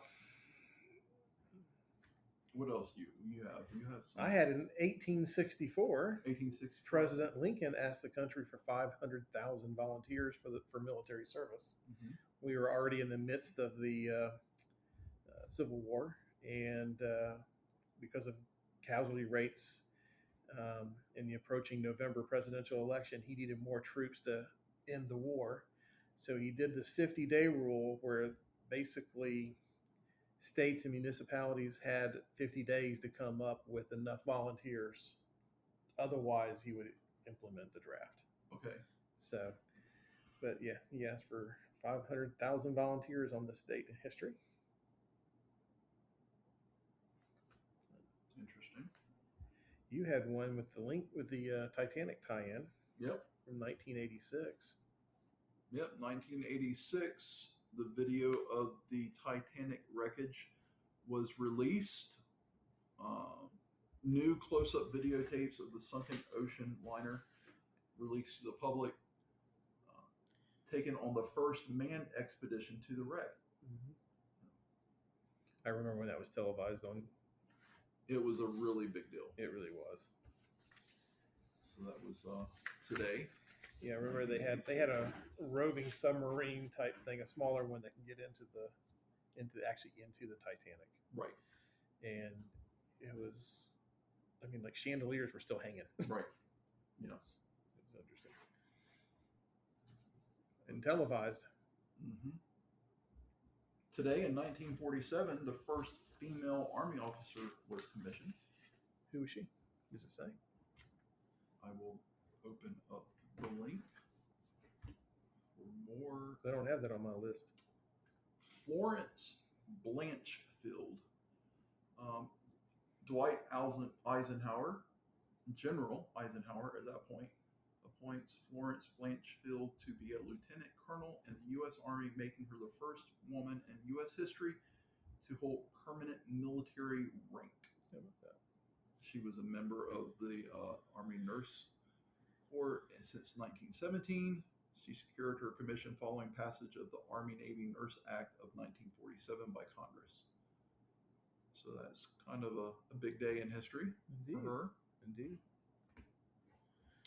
And you've got it as well. In 1925, Adolf Hitler published Mein Kampf. Mm-hmm. I didn't know while researching this that he didn't actually physically write it down. He was in jail at the time. And he was in jail for a failed coup. And he dictated the Mein Kampf to his guards who were Jewish. Interesting. And he had done it to try and make some money, but later regretted it because it gave people insight to his aggressive foreign policy plans. So, but he became rich through it. He became incredibly wealthy by the publishing of it. After the war, the Allied forces handed the copyrights of the book to the German state of Bavaria, who for 70 years actively used the copyright to block the reprinting of the book. So, I would have zero interest in reading it. Yeah, me too. Just a despicable person all the way around. Indeed. Here's a big one. Not exactly. And I didn't have this on my list either. Not exactly good news. No, but it's notable. A big story. Yep. This date in 1969 is the situation with the late Senator Ted Kennedy and the Chappaquiddick Bridge incident. Mm-hmm. Unfortunate all the way around, and this is not a political statement. It really isn't. I'm confused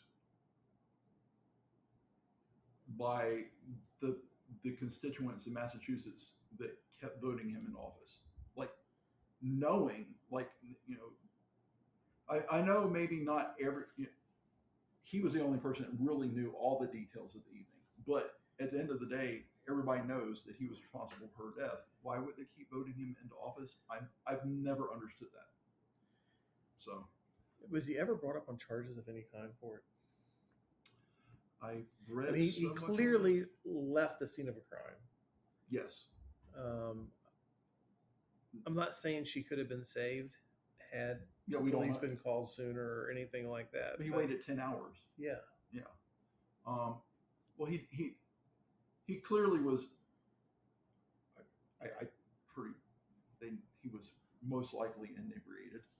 He pretty much his entire time in Congress he was inebriated. So I don't think it's a stretch, but yeah, it was unfortunate. Like, you don't know exactly if she would have been saved or not, right? Right. But if you drive off a bridge with someone and leave them to die and swim back and change clothes and do this and that and sober up and wait 10 hours to call the police, that's not a person you should be voting for. Right. It has absolutely nothing to do with his political affiliation or anything like that. Here we go. You know. He pled guilty to leaving the scene of an accident. Yeah. And received a 2-month suspended sentence. Yeah. And had his driver's license suspended for a year. Yeah. So I guess there's that. Yeah. Yeah, but like I said, he was the only person that knew the details, right? Right. But at the end of the day, he was driving impaired, drove off the bridge. That had to be at least involuntary manslaughter. Like, I don't. Shame on, if you were in Massachusetts, we appreciate you listening, but shame on you, your state, for continuing to vote for that man. So, but yeah, that was pretty big, even though that was in 1969 before I was born. But I mean, it was I was 1 year old. This is, I mean, it was big news. It was still a big thing when I was a young kid. I remember my parents talking about it on a regular basis. Yeah. Mother was vehemently against this man, as should everyone be. 1 year before this incident, Mm-hmm. Intel, the company, Mm-hmm. was founded In 1968. the year I was born. Wow. It was founded by two gentlemen who were former Fairchild Semiconductor engineers. They were backed by a $2.5 million funding from a venture capitalist, Arthur Rock. They originally were going to call the gentlemen that founded it, Robert Noyce and Gordon Moore, were going to originally call it Moore Noyce, but it sounded too much like more noise. Right. So they decided on Intel for integrated, a mashup of integrated electronics. There was a hotel chain named Intel Co. So they had to buy the rights for Intel from them for $15,000. Gordon Moore, was a chemist by trade, and he came up with what's called Moore's Law in 1965 that predicted that the number of transistors on a microchip would double roughly every 2 years. That became the guiding principle for Intel. So like in the 286 in 1982 doubled to the 386 in 1985, and anyway, so the transistor density would double basically every 2 years. So the 286 had 134,000 transistors. The 386 had 275,000 transistors. The 486 had crossed the 1 million transistor mark. Let's see, in 1993, the Intel Pentium processor had 3.1 million transistors, and then the Pentium Pro had 5.5 million. So it just keeps going up. Yeah. Now the things that the processors, it's. Oh yeah, the dual core Pentium chips have over 370 million transistors. So, got it. Do the AI chips have? I wonder what they got. Yeah, I don't know. I used to be. I could quote you, as you know. I had all those stats in my head, but I have not kept up with the Intel CPUs over, I would say, the past 6 years or so. Yep. Well, that's when I was selling computers, was the 286 through the Pentium era. Yep, exactly. Yeah, when I started at the store, most everything we sold was a 46 SX25. And then when the 486 DX, maybe 33, hit the market, it was such a big deal. I'm like, why is this a big deal? It's got a math coprocessor. The FPU. Yeah. It was exciting though. Like, I've had people ask me what was my favorite thing about being in IT, and my answer is always that it was always changing and always moving forward. That kept it, like, it couldn't get stale because it was just always changing, and there was always stuff to learn. So, and now it's just the things that can happen. Now, I know we sound like old men, but what we are, but we talk about our phone, like the power in your hand is greater than the power of what used to take up an entire room. Yeah. It's pretty incredible. What else do we have today? I had in 2013, the city of Detroit, Michigan filed for Chapter 9 bankruptcy. Mm-hmm. Have you been to Detroit? I have not. I have zero desire to go. Really? Maybe to go see Ford.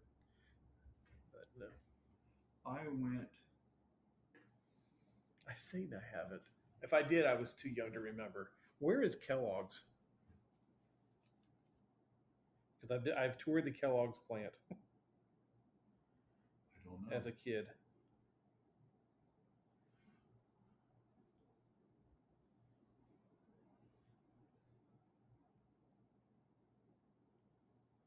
It was when my dad had a friend who lived in Michigan. He was a pilot.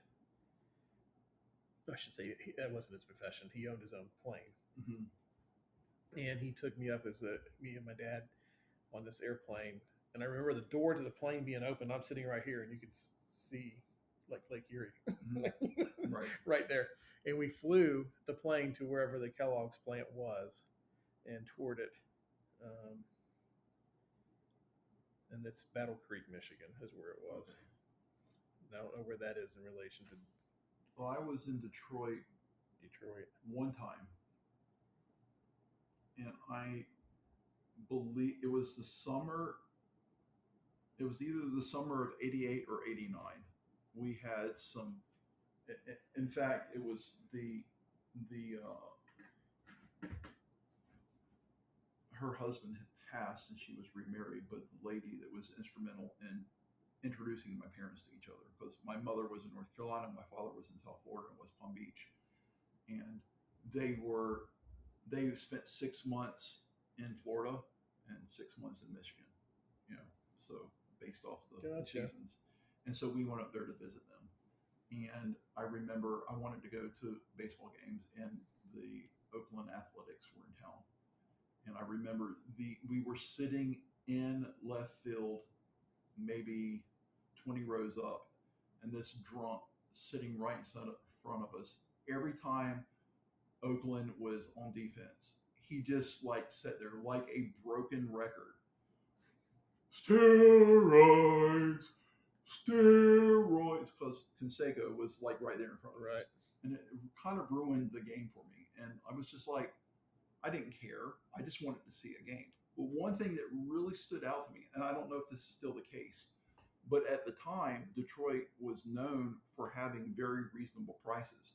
I remember we went to the game, me, my mom and dad, and the son of the older couple. And they were the tickets were $8. And now this was in the late 80s, but still $8. Yeah.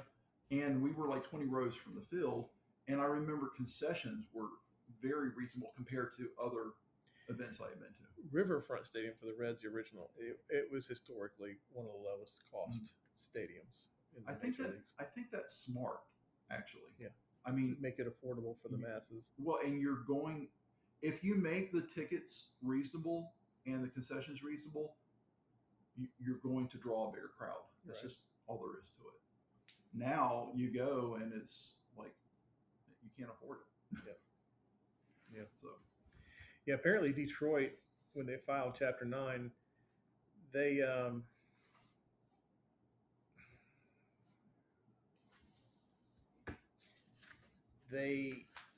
had 78,000 homes that they owned, I guess, because through foreclosure that were nothing. That's how many vacant homes there were. But they somehow owned a bunch of artwork. They had funded a public museum and had bought and put a lot of money into the artwork within that museum. So that was one of the biggest assets that they had. So, all these, there was pension funds that were at stake. There was all kinds of, so they said the city can't hold on to all these assets and this art collection. Right.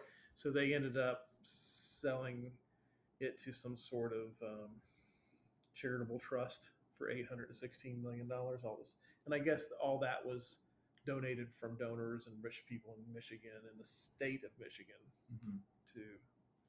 But that was anyway. I thought that was interesting. I remember the only thing I really remember about it is that the roads were at the time the worst roads I'd ever been on. The potholes and everything, and I was confused as to why they didn't maintain the roads better, especially being automotive. I know it's not the same, but you're selling cars to drive, and these roads are blowing up your front end alignment. I don't understand. But I enjoyed our visit there. Went to the baseball game. It was over July 4th. We went saw an awesome fireworks show. I did a lot of fishing. They lived right next to a lake, and I went fishing every single day. Caught hundreds and hundreds of bluegill. So it was a great trip. But I don't.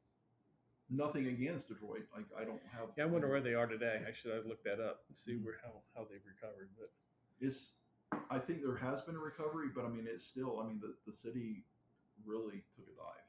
Yeah.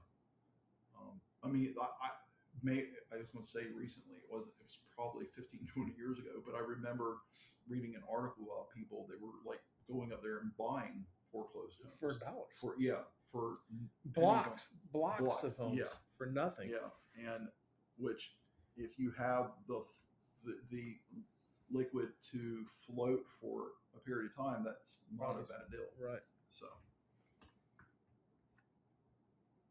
what else you got? Nothing. I'm not even going to go there. Well, I've got several more. I've got on this day, Bob Newhart passed away. Yes, the late great Bob Newhart. Yeah. He the only Emmy he ever won was he played a reoccurring role called Professor Proton on The Big Bang Theory. But he had two fairly long-running shows, the Bob Newhart Show, and I think it was just called Bob Newhart. Weren't those the two different ones? So, the finale of the Newhart Show remains one of the greatest plot twists in TV history, where the entire 8-year run of the Vermont innkeeper Dick Loudon was just an extended, feverish nightmare experience, as his previous character, psychologist Dr. Bob Hartley. Right. They had the wife from the previous show wake up in bed with him. Also, both roles he played, he insisted that they were fatherless. So he said back then all the comedies were fathers dealing with the antics of his kids, and he didn't want the show to be based on that. Gotcha. So, I remember in college playing a drinking game called Hi Bob. So we had a VHS tape of Bob Newhart Show, and anytime somebody came in and said Bob, you had to drink, and if they said Hi Bob, you had to down it. So I was a fan of the show. Yeah, I was a fan of Bob Newhart. He's funny. He deadpan. He's just brilliant. Yeah, brilliant. Yeah. He was on Carson a ton. In fact, he guest hosted for Carson a lot. What I liked, his cadence, not only deadpan, but like, how he would purposely, I think stutter is too strong of a word, but he would kind of start and stop, and everything about his delivery was just spot on for me. Yeah. I found him to be hilarious, and plus he was very good friends. He and Don Rickles were very close. Like the two of them and their wives traveled together, like on a regular basis. They were friends. So there was a roast. I don't remember whose was being roasted, but Rickles like tore into Bob Newhart, and it was hilarious. Good stuff. I don't have any more today in history. I'm You had good ones I didn't have, but I do have several more. Babe Ruth becomes the all-time home run leader in 1921, where he broke. Who was it? Roger Connor had it up to that point, and he broke the record with 139 home runs. I think he finished with 714 overall. Isn't it cool that he started as a pitcher though? Yeah. I mean, we actually talked about that last week, right? But it was, I think that was a neat turn of events. Yeah. In 1921, he blasted 59 home runs that season. Wow. In 152 games. He racked up 457 total bases that season, a single season record that still stands to this day. and he scored 177 runs in 1921, which is basically the second best now. Right. So, anyway, so that was Babe Ruth. Mm-hmm. Another baseball-related milestone that happened on July 18th in 1927, Ty Cobb hit his 4,000th hit. Wow. Only one of two players ever to hit more than 4,000. Who would the other one be?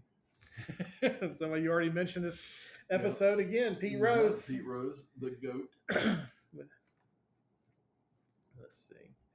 Keeping it current, I do have one from 1,962 years ago today. The Great Fire of Rome from the year 64. So before the show, when we were prepping, Eric said 64, and I thought he meant 1964. And then he was reading. I was like, "You mean 64?" He's like, "Yeah, 64." I was like, "Oh, that's current." That's current. But it's during the Reconstruction, Nero required wider streets to provide mandatory open spaces as fire breaks, or if ever there was another fire. He did building height limits. He made them build with fireproof material like brick and stone. And he built the Golden Palace, which was a pretty extravagant 100-acre complex known as the Golden House. It had artificial lakes, but rotating ceilings in this palace. Rotating ceilings. Anyway, it was a little too. He got a lot of bad press from that because people felt like maybe they did the fire. It's not true, but I don't think it's true. Did the fire on purpose so they could get the land to make the palace that he wanted.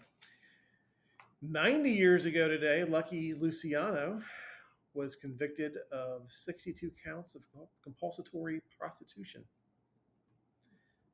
He was a bootlegger, a gambler, dealt in narcotics, but he was convicted of being compulsory prostitution.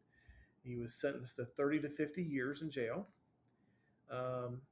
He still ran the mob from jail, of course. Yeah. But he during World War II, he struck a secret deal with the U.S. Naval Intelligence to provide maritime intelligence, prevent dock sabotage, and assist the Allied invasion of Sicily. And for his cooperation, his sentence was reduced to 10 years already served, but had to go back to Italy. He couldn't spend the rest of his life here in the U.S. I thought that was interesting. Here's a big one that should have been on your list. Elvis records his first demo. How did that? What's up with History.com? I mean, it's Elvis. It's Elvis, man. He walked into the Memphis recording. He went to Sun Records, which Sarah and I and Megan went there a few years ago and actually went to Sun Records and saw the exact spot in Memphis and recorded where he recorded his first demo.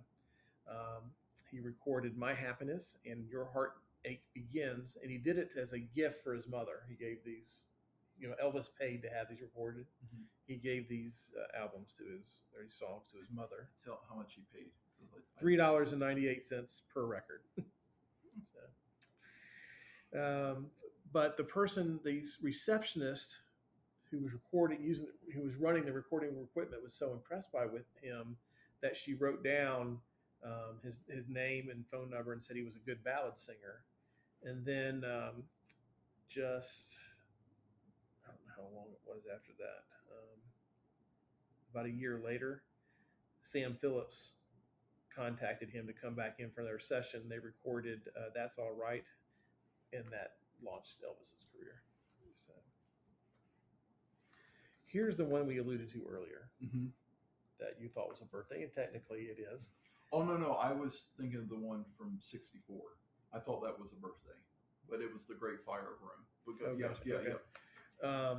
Carl Sagan, in 1966 on this day, turned 1 billion seconds year old. And he used his billionth birthday as a public teaching moment to help people comprehend the sheer scale of large numbers. Mm-hmm. So,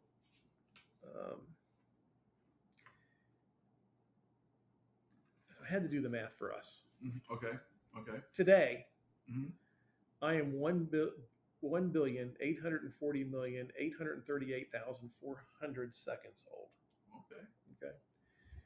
You Mm-hmm. are 1,676,070.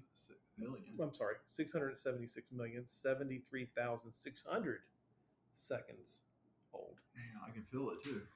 My daughter, whose birthday is today, is 820,454,400 seconds old.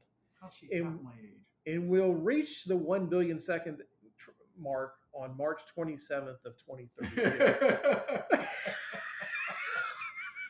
Oh, 3 months before I'm going to retire. There you go. Perfect. How about that? Okay. So to be 1 billion seconds years old, you have to be 11,574 days Okay. old. Okay. So, I didn't do the math, but that's 30 something. So if she's 26, I'm 53, and she's just under. Okay, yeah, she's just under half because I'm 1.6. She's 800. You have to be 31.71 years old. Okay. To reach the 1 billion second mark. Gotcha. Second. Wow. So anyway. I mean, it does help to put things in perspective as far as a billion and a trillion, and the difference between a billion and a trillion is unfathomable. Yeah, it is. And we're 41 trillion in debt. Yay. All right. What else do I have on this date?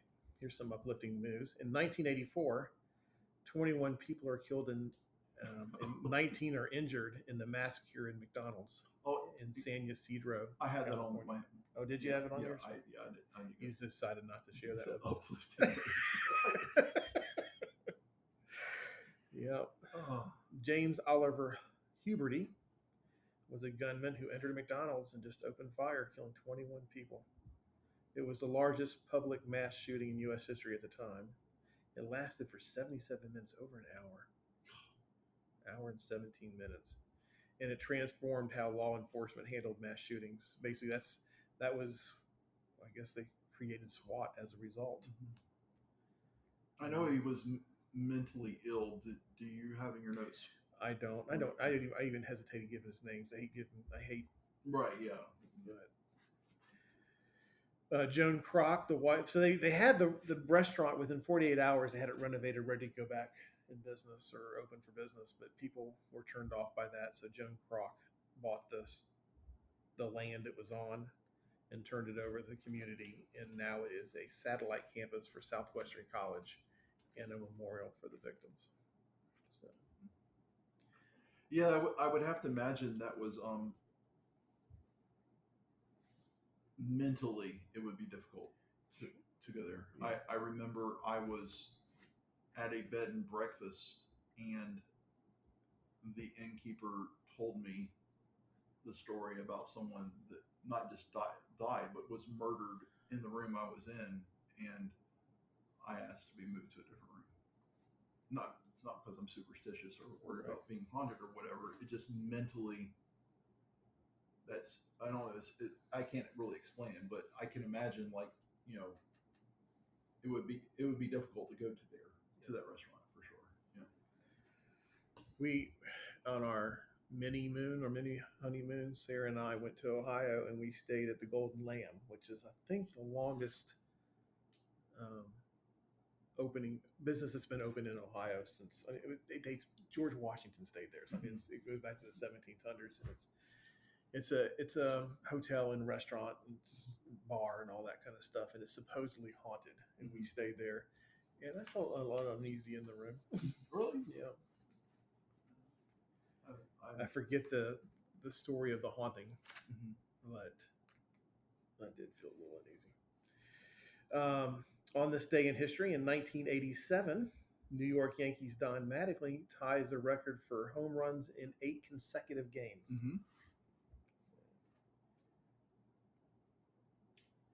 He actually hit 10 home runs during that time frame because 2 of the games he hit 2 home runs in. Okay.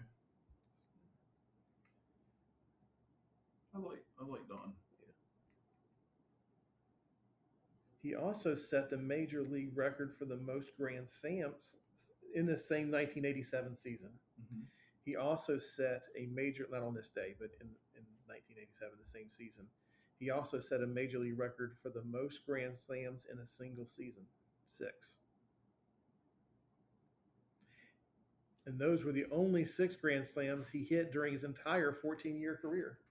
And they were all in one season. All in one season. Wow. And that's a record? And that's a record. Still? I don't know if anybody beat it yet or not. Oh. I think there's 3 people, if I remember correctly, who's done it. Yeah, there's 3 other people who've done it, but it's still a record. So 8 is still the record. Okay. But 3 other players have done it. Junior. Kenny Griffin Jr. Yep. And Dale Young. Okay. I did not know them. Yeah, I'm not anti-Yankees, but I'm not a huge Yankees fan. But I always liked Don Mattingly. Good player. On this day in history, in 2012, Kim Jong-un was officially appointed Supreme Leader of North Korea. And I asked you who appointed him. You said probably himself. Yeah. He killed his half-brother, right? He's suspected of ordering the assassination of his half-brother. We know he did. He attended a boarding school in Switzerland. Really? Mm-hmm. He apparently, he would spend his hours doing meticulous pencil drawings of Michael Jordan while there. Okay. And he's notoriously obsessed with Swiss cheese. I wonder if there's any connection, because he and Rodman are friends. Yes, and Rodman's gone to visit a couple times, and Rodman was a teammate of Jordan. That's a weird connection. It is. Yeah, it says enjoys an unlikely friendship with retired NBA star Dennis Rodman. He is North Korea's 3rd head of state. And that's all I have about him. And then I think the last one, no, I have 2. I'll do this other one first, and I'll come back to that one. In 1999, New York Yankees' David Cone becomes the 15th pitcher to throw a perfect game. And this one's unique in that it is thrown on Yogi Berra Day. Mm-hmm. Also in attendance was Don Larson, who was, I think Don Larson is through the first ever World Series perfect game. Mm-hmm. But here's what's unique about it. In addition to that, it only required 88 pitches to complete. It featured 0 3-ball counts. 0 3-ball counts to any Montreal Expos hitter. And it took him exactly 88 pitches to get 27 outs. He was basically untouchable. There was 2 saves that helped keep it. The outfielder, Paul O'Neill, made a tumbling highlight reel catch in right field, and Rick Leedy chased down a deep drive in the 9th inning to preserve that. I do remember that Paul O'Neill. I've seen the. What year was that? That was in '99. I don't know that I saw it when it happened, but I remember seeing it in highlight reels. Paul O'Neill making that. Yeah, okay, that's cool. And then the last one I have is General William Westmoreland. Mm-hmm. Passed away on this date in 2005. Okay. And he was a 4-star general. He was commanded the Vietnam War from 1964 to 1968. He was 99 when he passed away. He also, in addition to serving in Vietnam, during Vietnam, he oversaw the massive troop escalation. He did the strategy of attrition, utilizing the superior U.S. firepower and body counts to exhaust enemy forces. In addition to that, he served in World War II and fighting in North Africa and Europe and in the Korean War. It's World War XI. So, my father-in-law, stepfather-in-law, Alvis, he served in Vietnam. He's a Purple Heart recipient. We were at dinner one night not too long ago, and he was talking about Westmoreland. Okay. And he said while he was there, he says, I met him. He says, I was coming back from mess hall. I had my hands full of food, and I'm carrying it back, and I can't. I'm walking across the street, and General Westmoreland walks up. He says, I couldn't salute him because I had my hands full. And he just looked at him, and he said, "At ease, sir." I mean, he said, "At ease," whatever, to Alva, so he didn't have to put his food down. And that was his only interaction with him. So he says, I saw him and I couldn't even salute him. And so, I have an interesting little, this is short. Lincoln and I were at Sweet Frog, it's a frozen yogurt place here, where he makes concoctions that should be illegal. But he seems to enjoy that. And a gentleman came in with a cane, and he was wearing a Vietnam veteran hat. And you can just tell though, without the hat, the people from that era that were in the military, you can just tell by the way they hold themselves.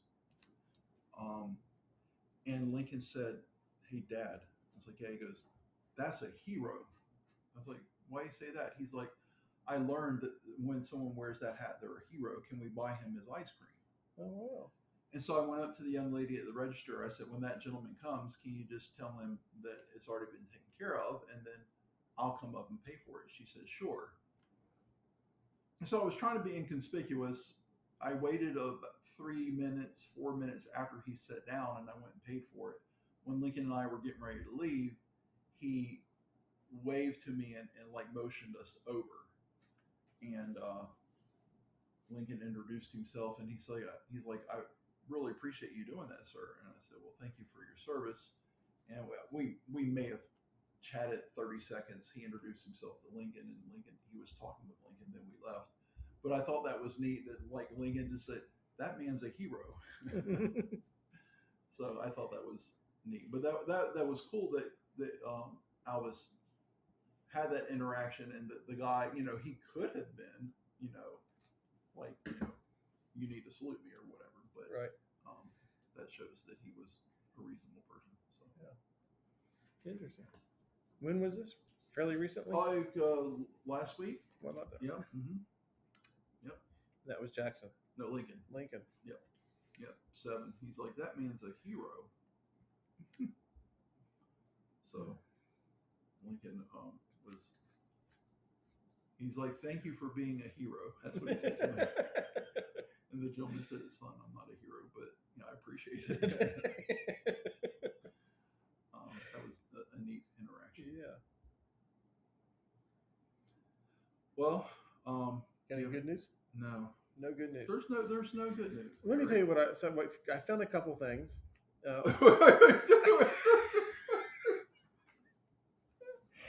just saw the headline. I've got to come.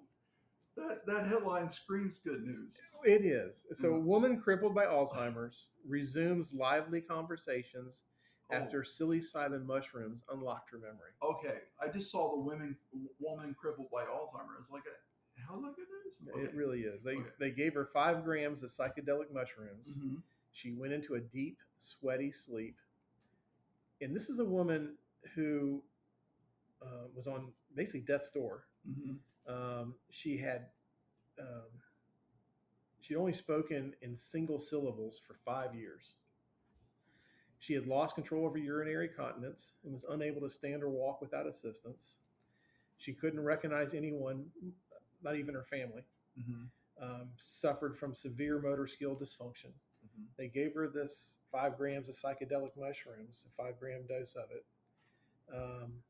She fell into that, what they call the trip, where she shaped like she had hypothermia. She was sweating. She went into a deep, restful sleep for 19 hours.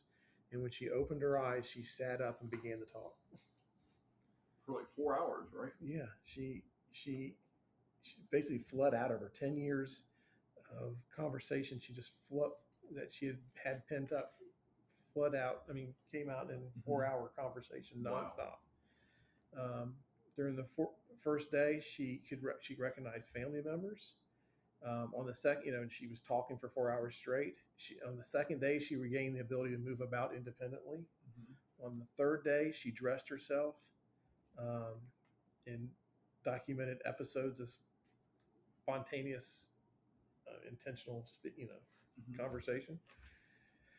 Like I said, on the third day, she gained control of her bladder, even while she was asleep. On day 6 and 7, she would maintain eye contact, smile, laugh, remember things on a short-term basis.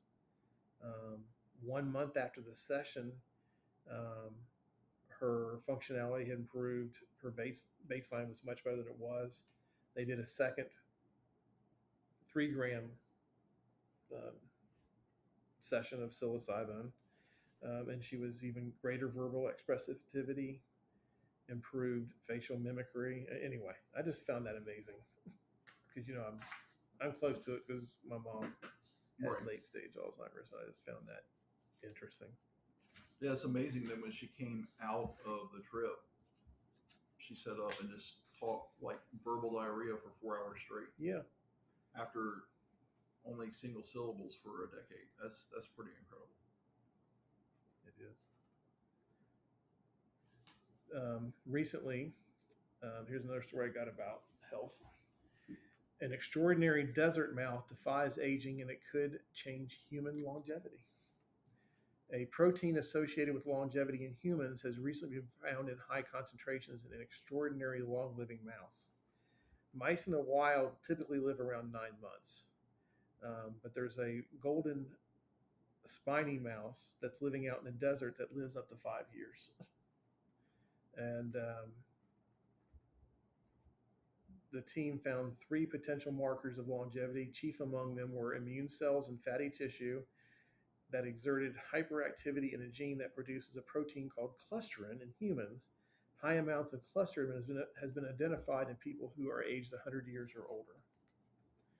Clusterin helps clear misfolded proteins from the body and associated with lower neuroinflammation like in Alzheimer's disease, and leads to longer lifespans in many mammals.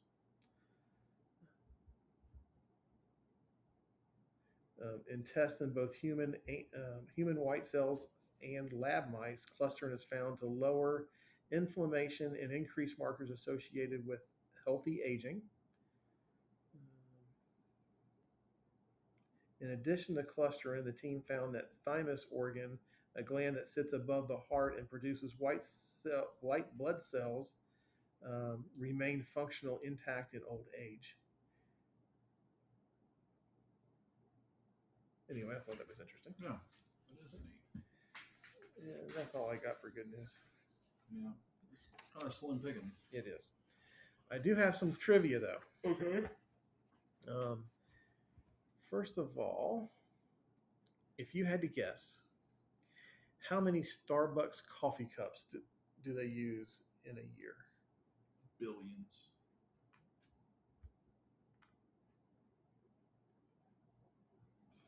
$3.78 billion. Double that. 6 billion coffee. 6 billion. 6 billion coffee cups a year. I knew it had to be billions. And some have reported it's closer to 7 billion. Wow. Isn't that crazy? That's crazy. I've just doing the math in my head, and they're not just in the U.S. I figured it had to be billions, right? Right. So here's another one. Some people like burnt coffee. Apparently, a lot of people. Yeah, I love it. Apparently, billions of people. If you had to guess, roughly how many trees are on Earth? Oh Lord, Jackson. Probably 5 to 8 years ago, Jackson was asking me this like every day. How many? The theory has changed since then. Oh, I'm sure it has. It has to be in the trillions. It is. It has to be. But using a combination of satellite imagery, AI, and hundreds of thousands of ground-based forest measurements, the answer they're coming up with is 3.04 trillion trees. Yeah, I believe that. Roughly 380 trees for every person on Earth. Yeah, I remember. And we do shy away from political stuff, so it's not a political statement, but I do remember Rush Limbaugh making a comment to all these people saying that we have no trees. He's like, apparently none of these people ever fly. Because if you get on an airplane and you think that we don't have trees, then, well, you haven't been on an airplane, because there's just gobs upon gobs of trees. But so 3 trillion. 3 trillion. That's, I mean, just right here, we've thousands upon thousands just right here on my property. Yeah. So, once Megan did a science project when she was in elementary school, and we were trying to calculate how much carbon dioxide the trees on our property took in, and if it offset our carbon footprint. And just on our little, not even half-acre lot, I forget how many trees. It was amazing. So, yeah, I'm sure. All right, here's an interesting one. Okay. What color is a mirror? Is it what? Mirror. Ooh. Color? What color is a mirror? Silver? That's what I would have thought too. Gray? Silver. So a mirror is made up of soda lime silica glass substrate with a silver backing. Okay. But what they did is they took 2 mirrors facing each other, so the reflections would go back and forth, back and forth, back and forth. And once they reflect at least 50 times, it creates a green wavelength. Oh, that's interesting, isn't it? Okay. So technically, the wavelength of 552 nanometers is perceived by the human eye as green. Okay. So the exact color is harlequin. Harlequin? Harlequin. Okay. I did not know that. I learned that as well. Do mirrors freak you out? They don't. Let me tell you something that freaks me out about Okay. Not mirrors in general. This one thing that I'm getting ready to say about mirrors freaks me out. Okay. And just for anybody that's made it this far in the show, I have read up I know what science says, but it freaks me out. You can take a piece of cardboard or a piece of paper or any object that you cannot see through and put it against the mirror, and then hold something directly like on it, or just hold your hand on it and look this way into the mirror, and you can see on this side, on the back side of the object that you're holding up to the mirror, in the mirror. That freaks me out. Because it doesn't seem, I've read all the stuff, but I don't care what science says. My senses say that's not possible, so I think it's devilry. That's just my devilry. Yeah. Devilry. What other explanation could it be? Well, I mean, do you know what I'm talking about? Have you ever I've tried never this? tried that. When we get done, I'll show you. And it may not freak you. I'm not saying like it scares me. What I'm saying though, it's unsettling because it doesn't. My senses tell me that it's not possible, but yet I can see it happen, and it's really weird. I'll have to try that. We also, when you look in the mirror, you're not seeing. It's flipped. The image is flipped. Right. So like when I part my hair and I'm seeing the mirror, it's not the way people see my hair parted, and that kind of freaks me out. Well, and it's also that you will never, in the course of your life, see your own face. So, but when you look in the mirror, you're seeing, but you're not. You know what I'm saying? You can't see your own face with your eyes. Why? Oh, I see what you're saying. Yeah, you're seeing a reflection of your face. You're not seeing your act. You can't actually see your face. Like you can't see your ears, but like outside of your head, you can see everything on your body, but you can't see your own face. Right. But then you look in the mirror, and there it is. But it's not it's not the correct representation. Right. As if you were another person. It's just, like, I don't know. It's weird. It is weird. Mirrors are weird. I got one more piece of trivia. Okay. Submitted from, I'd learned this past week. Okay. From one of our listeners. Okay. Todd. Okay. What would you say is the oldest form of motorsports worldwide? Oldest form of motor, like with an actual motor. Yeah. Gas power? Yeah, I guess. Yeah. But it doesn't matter. It could be either now. Motorsports. I don't think electrical powered vehicles or cars existed before gas. Yeah, there was electric cars before gas cars. That's why I was always wondered why everybody thought Tesla was such a big deal, because they did that 100 years ago. Anyway, oldest form of motorsports. Electric cars do dominate the sport today. I'm going to guess. I have no clue. I'm going to say electric cars dominate it now. Mm-hmm. That should give it away. It seems like it should give it away, and I have no clue. But hill climbing with cars. Hill climbing. Really? It predates track racing.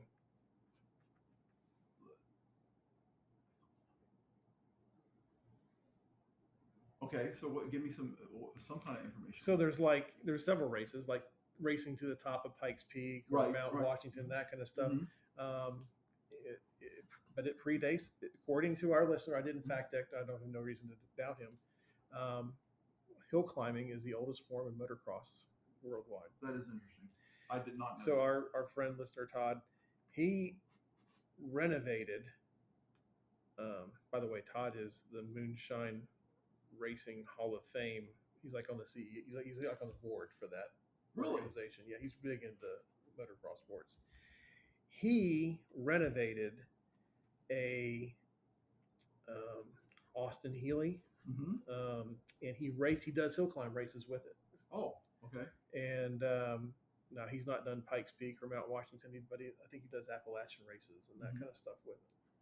So I wonder. So since he's on that bootlegging thing,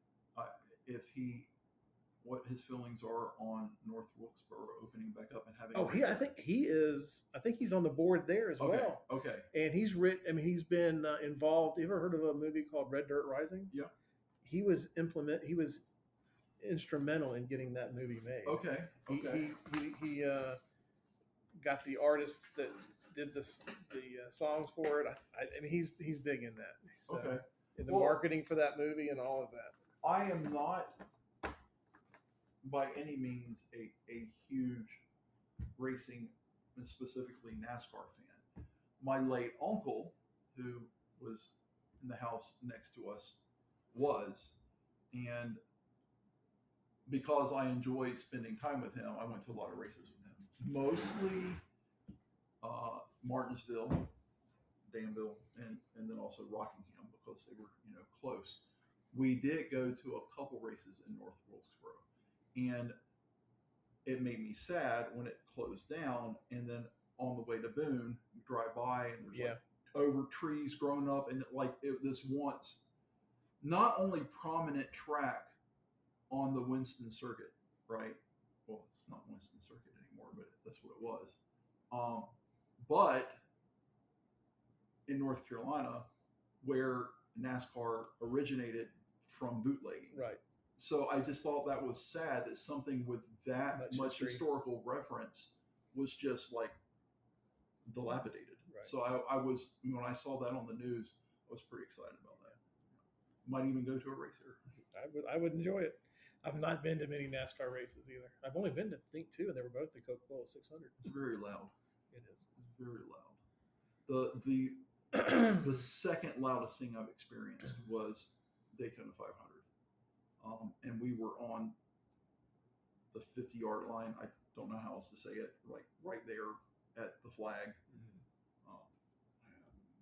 80 rows, 100 rows up, so not close, and it was deafening. I can't imagine being down there in the front. Wow. Yeah, but that was it's an interesting experience. Yeah. So you've been to in Charlotte. Okay. I have eaten at some fancy restaurant at the Charlotte Motor Speedway, not during a race, for a former job that I had. It was a neat experience. And we've mentioned Richard Petty several times on the show. Absolutely, yeah. And Kyle. And Kyle, but yeah, Richard, I lived right here. Yeah, I lived right beside. Yeah, I mean, my property my neighborhood backed up to his. Yeah. But I could hear him tuning up really his cars. Close right here, the Richard Petty Museum, Level Cross, North Carolina. Mm-hmm. You and I went to Kyle's personal residence and helped him with a computer issue once. Yeah, installed a modem for him. Mm-hmm. No, we've told the story before, but one thing I do want to point out, I wasn't at the time. That was on August 18th. I can tell you that. It was? I can't tell you the year, but it was August 18th. Are you sure? Yeah, because that's my ex-wife's birthday, and That's it was on right. her birthday. And we were going to. It was probably in 94, 95. It was either 94 or 95. I know it wasn't 96 because I left in March of 96 to go to Land Technologies. And it wasn't 93 because you weren't at the store yet. Right. So it was either 94 or 95. It was the night before he was leaving to go to California to do ride his motorcycle back. The charity event that he still does to this day. Right. He still does. And it was the first time that he was going to have a laptop and he wanted to have a modem in it so he could do updates every night when they would stop.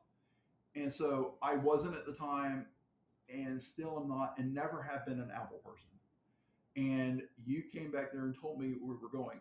I know, so it was August 18th, but we were going to Arigato, Kyoto at the time. Yeah. We were going to Kyoto for Yoshi was our Yoshi chef was of our choice. chef for Margaret's birthday. And I was so mad because one, it was for Margaret's birthday, and two, like we always went, like we did that at least once a week. Right.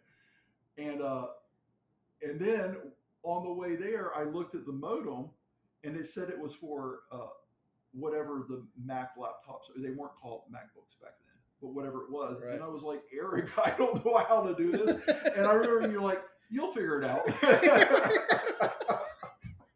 And you did. I had never installed a modem in a Mac laptop ever. I did to install it. It was the PCMCIA, so you just slide it in, right? But I was like, turns out all I had to do was install the driver and put in a phone number and connect to a bulletin board, and he was happy. Right. So, and we made some serious bank that night. Yeah, we did. He was very generous. Very generous. It's things like that you remember when you meet someone and they're down to earth, which, Richard Petty and Kyle, they're just good old country boys. They're just down to earth, so kind. And he was that way to us. He was very kind. He was very appreciative. He knew because I was grumbling that we were missing our dinner. He thanked me for that. And then we won't say on the air, but he gave Eric an envelope with a large amount of cash money, to thank us for doing that for him, because he waited to the last day. Second. He was like literally leaving the next day. That has always stood out to me. He was so kind and gracious, and just that was a neat night. Yeah, August 18th. Very interesting. I have some trivia. Okay. How long have we been talking on the show so far? I'm going to guess around 2 hours, 17 minutes, and 26 seconds? 29, 20, 30? Oh, man.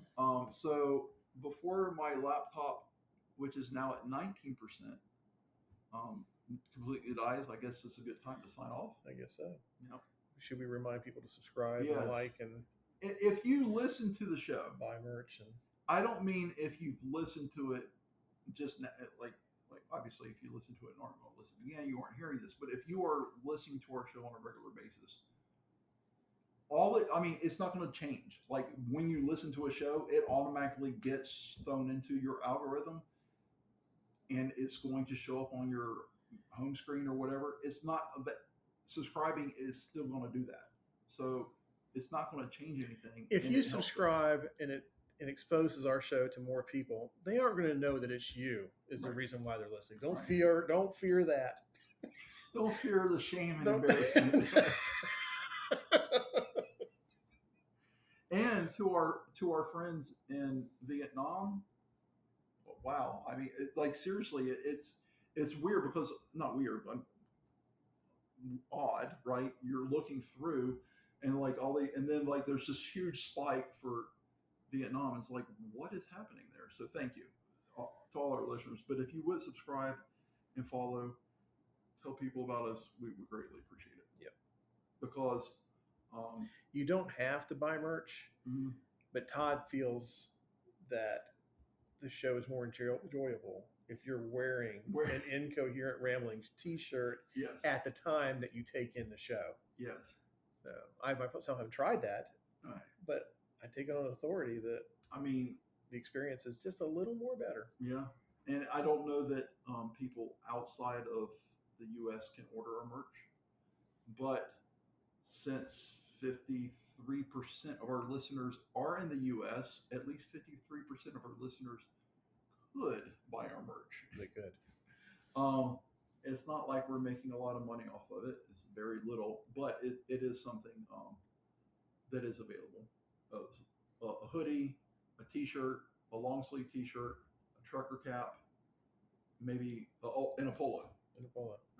So those are available, and we would appreciate any and all interaction with us on any platform. Indeed. And with that, we will say have a good day, and we'll see you later.